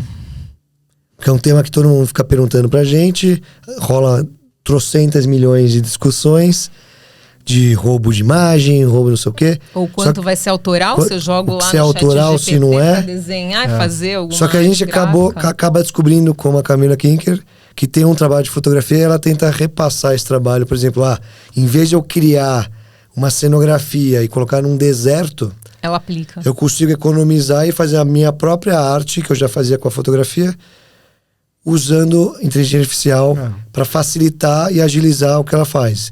E, inclusive, ela está fazendo exposições e a gente expôs aqui algumas das obras nessa edição.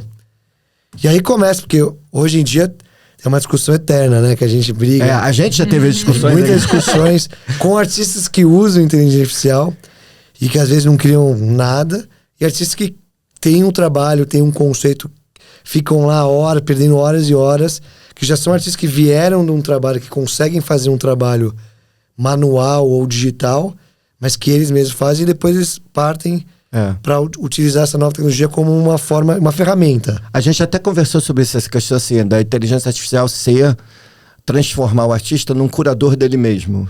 Isso pode ser, eu acho que ela é uma... Posso falar do meu lado aqui o trabalho da inteligência artificial não é uma arte, mas ela é produto da curadoria de um artista. Quer dizer, de você... ela é isso, você tem aquele universo,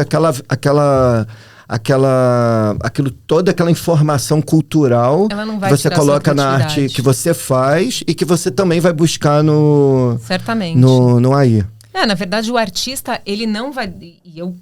tenho para mim que isso vale para todas as áreas. A inteligência artificial não vai substituir o talento humano. Não existe isso. Até porque o próprio resultado daí, eu mexo também com a AI, a gente está mexendo com a AI. O próprio resultado daí vem de trabalhos feitos por pessoas. E dos comandos que você vai dar. Mas ele pega os comandos, ele vai buscar referências de trabalhos feitos por um ser humano. Então, assim, não tem como. Se você não produziu alguma coisa sua, aí não vai buscar aquela referência para montar uma outra coisa. Não, acho que o exemplo que o Alan deu da capa faz todo sentido. Eu tenho uma produção e eu tenho uma ideia, eu sei o que eu quero colocar o Alan no deserto. Eu vou colocar no deserto da inteligência artificial. O problema é você conseguir, na verdade, usar o seu estilo, que seja de uma fotógrafa, de um ilustrador, e começa a conseguir fazer isso com IA, né? Isso você vai ter que fazer você vai ter que fazer um videocast só sobre esse tema. Vamos pensar no videocast. Inclusive, eu acho que a maior questão é a coisa também do... Assim, tem muita gente que está fazendo trabalhos que a própria pessoa não é artista e ela está pegando o estilo de um outro artista e colocando no trabalho que ela está gerando. Aí já começa a entrar nas áreas cinzas estranhas. A discussão ética. Que aí precisa de uma regulação ou de, sei lá, de alguma coisa que... O que a gente viveu no grafite, talvez a gente veja algo... Eu acho que existe nicho para todo mundo, desde que esteja... que você não minta sobre a produção. Isso precisa ser tratado da forma devida. Eu faço arte por meio da inteligência artificial. Será que a gente vai ter um novo nicho? Talvez daqui a 10 anos a gente volte aqui para falar que lá naquela época... sim, com daqui 10 anos... Imagina! Vai ser, sei lá, AI mais não sei o quê. Isso se for a gente aqui falando, né? Porque de repente vai ser clone nosso aqui. E a gente vai estar de casa digitando e vão ser os clones digitais que vão estar aqui falando. Tudo aí, eles mesmos conversam entre si. Não vai ter mais estúdio, não vai ter mais nada. Vai ter a gente dentro de casa. 3D, assim, 3D. Se vendo. E aí a gente vai para outra temática, né? Que é com a Hana Inaya, que é um trabalho também que ela é uma artista de tecido, né? Tecido, que faz estamparia. E ela começa a fazer consultoria para marcas e usar criações utilizando o AI como ferramenta. E isso aqui é o trabalho dela de anos, né, com o que ela já fazia, mas agora colocando isso de forma digital, usando o AI para ajudar a criar coisas. Porque talvez, e vale a pena ler essa matéria. Eu inclusive foi o que diagramei e realmente assim, ela consegue transpor bem o trabalho que ela já fazia para esse trabalho das novas frentes tecnológicas ela que a gente tem uma cultura, é o que eu falo, eu passei a admirar por causa disso, que assim, não é uma pessoa que está se aproveitando, né? Não, ela realmente tem uma carreira, ela tem uma cultura, ela sabe o que ela está fazendo e ela produz os resultados que ela busca na AI. É muito interessante assim. E aí, por último, a gente chamou o Celopax, que é um artista gaúcho, que infelizmente as enchentes detonaram o ateliê dele. Mano. Tem umas fotos... sério? Não soube. Estragou obra, mas... Nossa. Olha que incrível o trabalho desse artista. Sigam ele, que vale muito a pena apoiar, conhecer. Né? Apoiar os nossos artistas do Rio Grande do Sul. Apoiar, comprar obras, já contratar ele para obras novas. Mas é uma obra que tem muita cor, é muito alegre. E ele cria esse mundo de uns monstrinhos que são incríveis. Não, e essa coisa também de ter o arco-íris eu acho muito legal, assim. E acho que é legal muito, você botar muito uma atual, capa assim. do lado da outra. Acho que é legal a gente falar de como muito se importante. fecha, né? A gente começou com o monstrinho, né? Você tá numa última edição com os monstrinhos, com uma evolução aqui. Pode até colocar... Inclusive dá pra ver a influência do Gêmeos no trabalho dele, né? Tem um pouco. Tem uma influência. Acho que não só dele. O Gêmeos influenciou praticamente todo mundo. Acho que um pouco dele, do Flip e de alguns outros aí. Mas tem né, conseguiu achar um estilão próprio, assim, ficou muito bom. Quando eu vim pra cá, em 2007, novembro, aí eu fiquei 2 anos e o Alan não me deixava meter a mão na revista. Eu conheço, eu sei. Não deixava. Eu não gravava Zup nem ferrando. Era xodó. Eu sou dessa época que ele ligava e falava... Vamos agora editar os textos pra caber aqui. Pô, Alan, dá uma mexida aqui. Eu não vou mexer. Não, o layout tá criado, se vira. Alan, se a gente Não fizer isso deixava aqui, vai ninguém tirar mexer. do contexto. Ninguém mexer. Não, mas olha, tá perfeito, casou perfeito. Dá uma lida aí. Dá pra tirar uma palavrinha ou outra. Aí agora, quando eu voltei depois da pandemia, 2021... 21? Foi 2021. Quando eu voltei depois da pandemia, aí o Alan falou assim, Soma, você vai diagramar a revista. Eu falei, sério? Eu vou diagramar a revista? Eu mesmo? Você vai deixar eu mexer? Não, mas eu... Você vai usar o que eu fizer? Na época do Não, Soma... tem os templates e tal. Na época tem, do né? Soma Tem um padrão gráfico. é um negócio, porque a Mas- Zup Design tava tendo um crescimento, todo ano crescia 33% mais ou menos em média por ano. Tava com uma equipe, começou... Quando o Soma entrou, acho que foi o quarto, quinta pessoa, foi crescendo e chegou até a ter 17 pessoas na Zup. E nessa época que o Soma tava, tinha um negócio, porque eu ainda fazia ilustração, aí o Soma começou a fazer ilustrações dos clientes, e eu comecei a ficar mais só na direção criativa do negócio e bolando outros projetos. E mais na parte curatorial. Então, vendo os artistas, aí Pixel Show foi crescendo. A gente fechou muito trampo na época. Muito né? trampo. Trabalho de fora Muito também, trabalho. freela, assim. Muito trabalho de muito cliente. É. A gente fechou livro, né? Livro, curadorias para marcas. Fizemos o livro do Honesto, fizemos o livro do Estética Marginal primeiro. Aí os livros ele deixava comigo. Os Eu livros ficava ele todo deixou feliz. fazer. Não, porque assim, a minha alegria era fazer diagramação. Sempre apaixonado por diagramação. E aí quando ele me chamou pra vir, eu falei, uau, eu vou fazer diagramação com arte. Eu não quero nem saber, eu vou morar em qualquer lugar, eu faço qualquer coisa, mas eu vou pra São Paulo. E aí foi exatamente o que eu fiz. Eu peguei o dinheiro que eu tinha, vim pra cá, eu morava em albergue. Dividia beliche em albergue. Porque o que eu tinha de grana, para poder gerenciar a grana que eu tinha quando eu vim para cá, eu tinha que economizar na moradia. Eu morava em albergue, depois eu fui morar em quartinho, eu não queria nem saber. Eu falei assim, mano, eu vou dar certo nesse negócio, porque eu vou fazer diagramação e vou fazer diagramação com arte. E foi exatamente o que aconteceu. Aí ele deixava os livros comigo e ele fazia a revista. Mas isso foi mudando. Porque no começo, toda hora que o Soma pegava uma ilustração, ficava doendo aqui. Porque como eu fiquei vários anos sozinho, fazia tudo sozinho, eu falava, puta, eu não fiz mais uma ilustração. Aí eu falava assim, Soma, deixa uma ilustração pra eu fazer. Eu até fazia algumas. Fazia. Mas não dava... Não dava mais tempo. Não dava tempo. Aí eu falava, não, Soma, pega essa aí que eu não vou conseguir. Já não vai dar mais. Mas aí no começo foi aquela luta, né? Tipo, deixar de ser o designer, ilustrador... Começar a passar pro resto da equipe, que também faz um trabalho melhor que eu ainda. Que é isso que é a equipe, né? E que faz sentido, é o crescimento. A equipe tem que completar, né? É o crescimento do negócio. E aí eu fui ficando cada vez mais feliz com o que eu faço até hoje. Curadoria, né? E a parte criativa. Ele chora no travesseiro à noite, eu tenho certeza absoluta. Não choro mais. Ele fica assim, putz, é o Chorava Soma na que vai época. diagramar a revista de novo. Chorava na época. E é uma alegria, assim, eu amo fazer revista, amo mesmo. E agora, assim, depois dessas edições, a gente está preparando mais as próximas 4, em breve. Vamos ter notícias. Tomara. Aguardando. Eu já tô no nervoso danado, já que eu não tenho revista pra fazer. Mas é assim, a gente vai captando, conseguindo os fundos, aí pô, vamos fazer mais 4. Vamos fazer que mais agora 4. é mais fácil captar, de novo, né? Você conseguiu captar para as primeiras. As primeiras que gente. Naquela época que foi, né? Era muito tempo. Nos últimos anos a gente está fazendo projeto cultural, então a gente agradece super o governo, porque hoje em dia quantas pessoas estão fazendo revista, né? Um monte de revista falindo. Só que mesmo, a revista de arte a gente tem que continuar batalhando, continuar trabalhando para ela existir.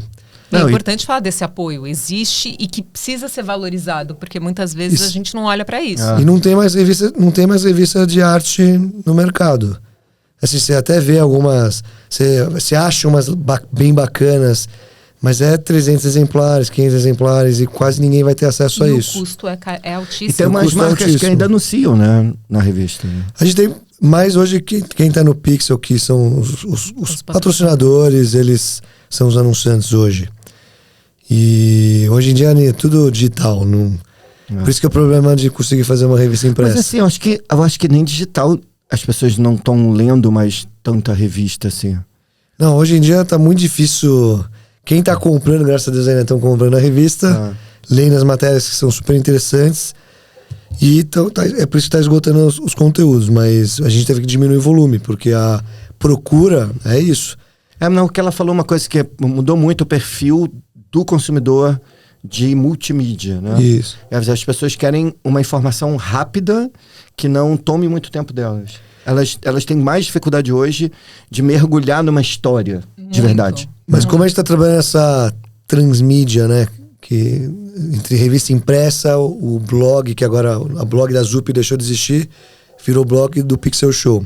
Então como a gente trabalha o blog do Pixel, a revista, o YouTube com videocast ou com os programas, podcast, que em breve vai começar a ter conteúdo no podcast nos integradores, Pixel Show, e como que a gente consegue fazer isso, exposição, por exemplo, no Zupspace, e como a gente consegue integrar tudo isso, sabe?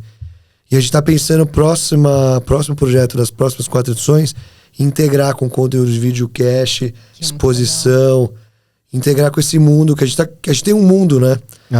Então, e a gente precisa engajar os mais jovens que nasceram nessa nova era. Nós não somos nessa era, mas a geração que veio depois da gente já nasceu com os computadores na sala de casa. Exato. Então eles consomem diferente, a gente tem o desafio de aprender com eles também a como fazer essa entrega. Mas o que eu acho que é importante é que a revista segue existindo e ela segue tendo valor.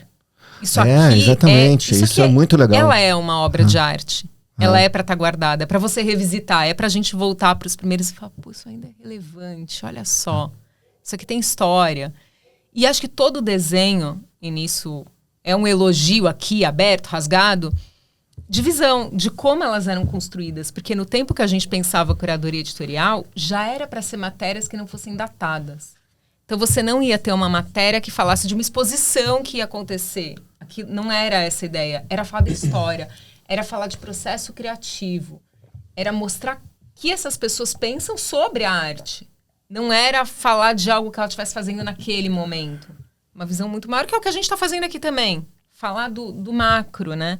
Então, acho que isso é o que dá um grande peso e valor para a Zup até hoje. Total. E uma outra coisa também que eu queria deixar, que é uma coisa que a gente não falou, que é assim, o quanto a revista é integradora. Essa revista não tem gênero. Nunca teve. Essa revista é qualquer pessoa, qualquer tipo de personalidade tem espaço na revista. Né? Então, acho que a Zup, ela também tem esse de tirar todo tipo de personalidade, de representação, de gênero do anonimato.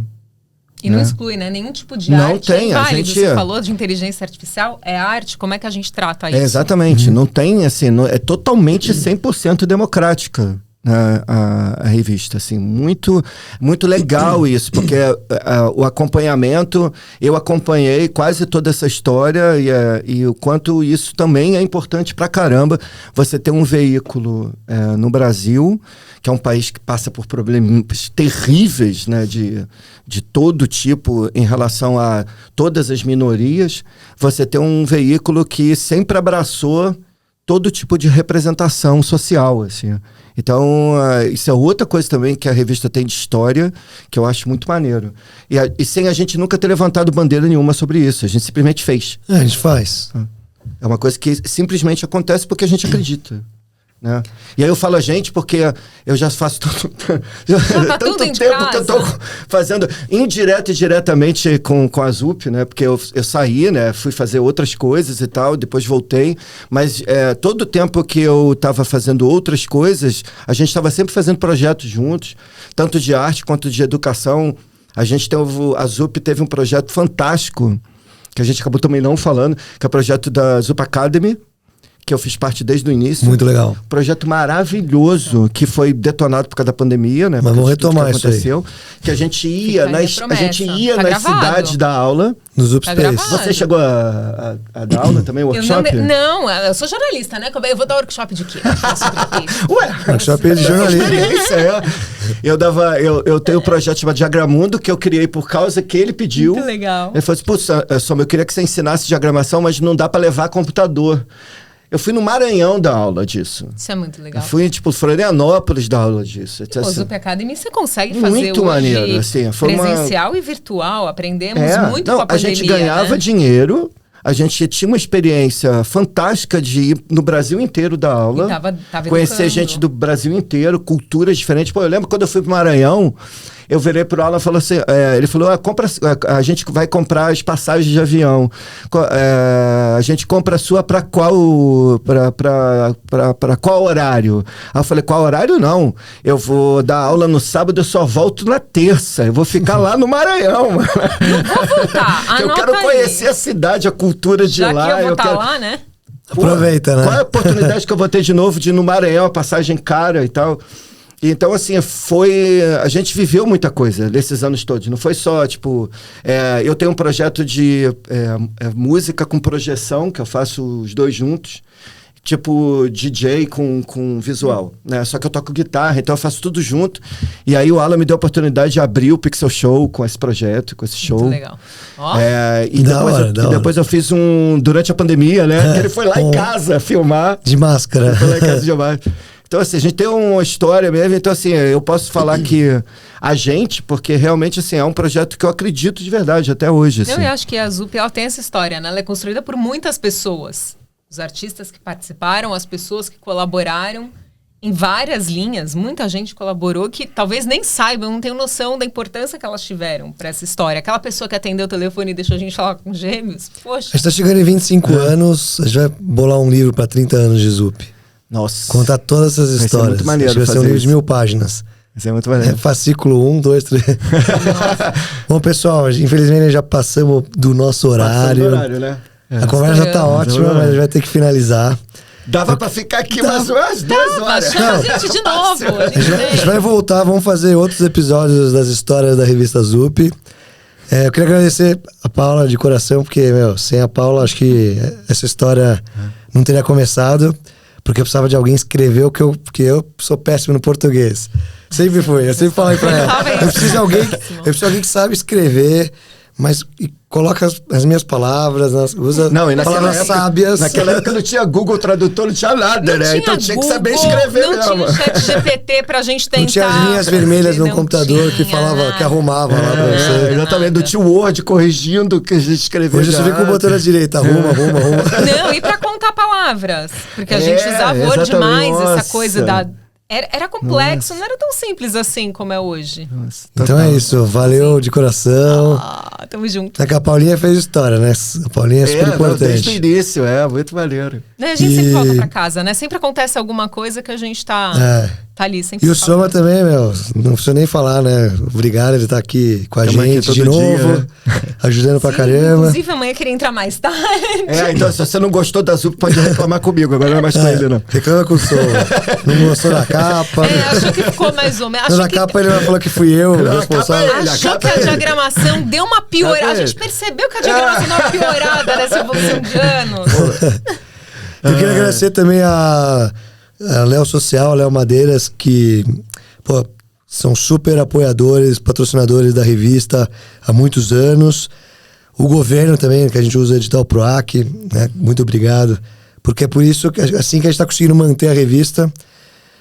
E, cara, agradecer a todo mundo que está escutando, você colecionador da Zup, de arte.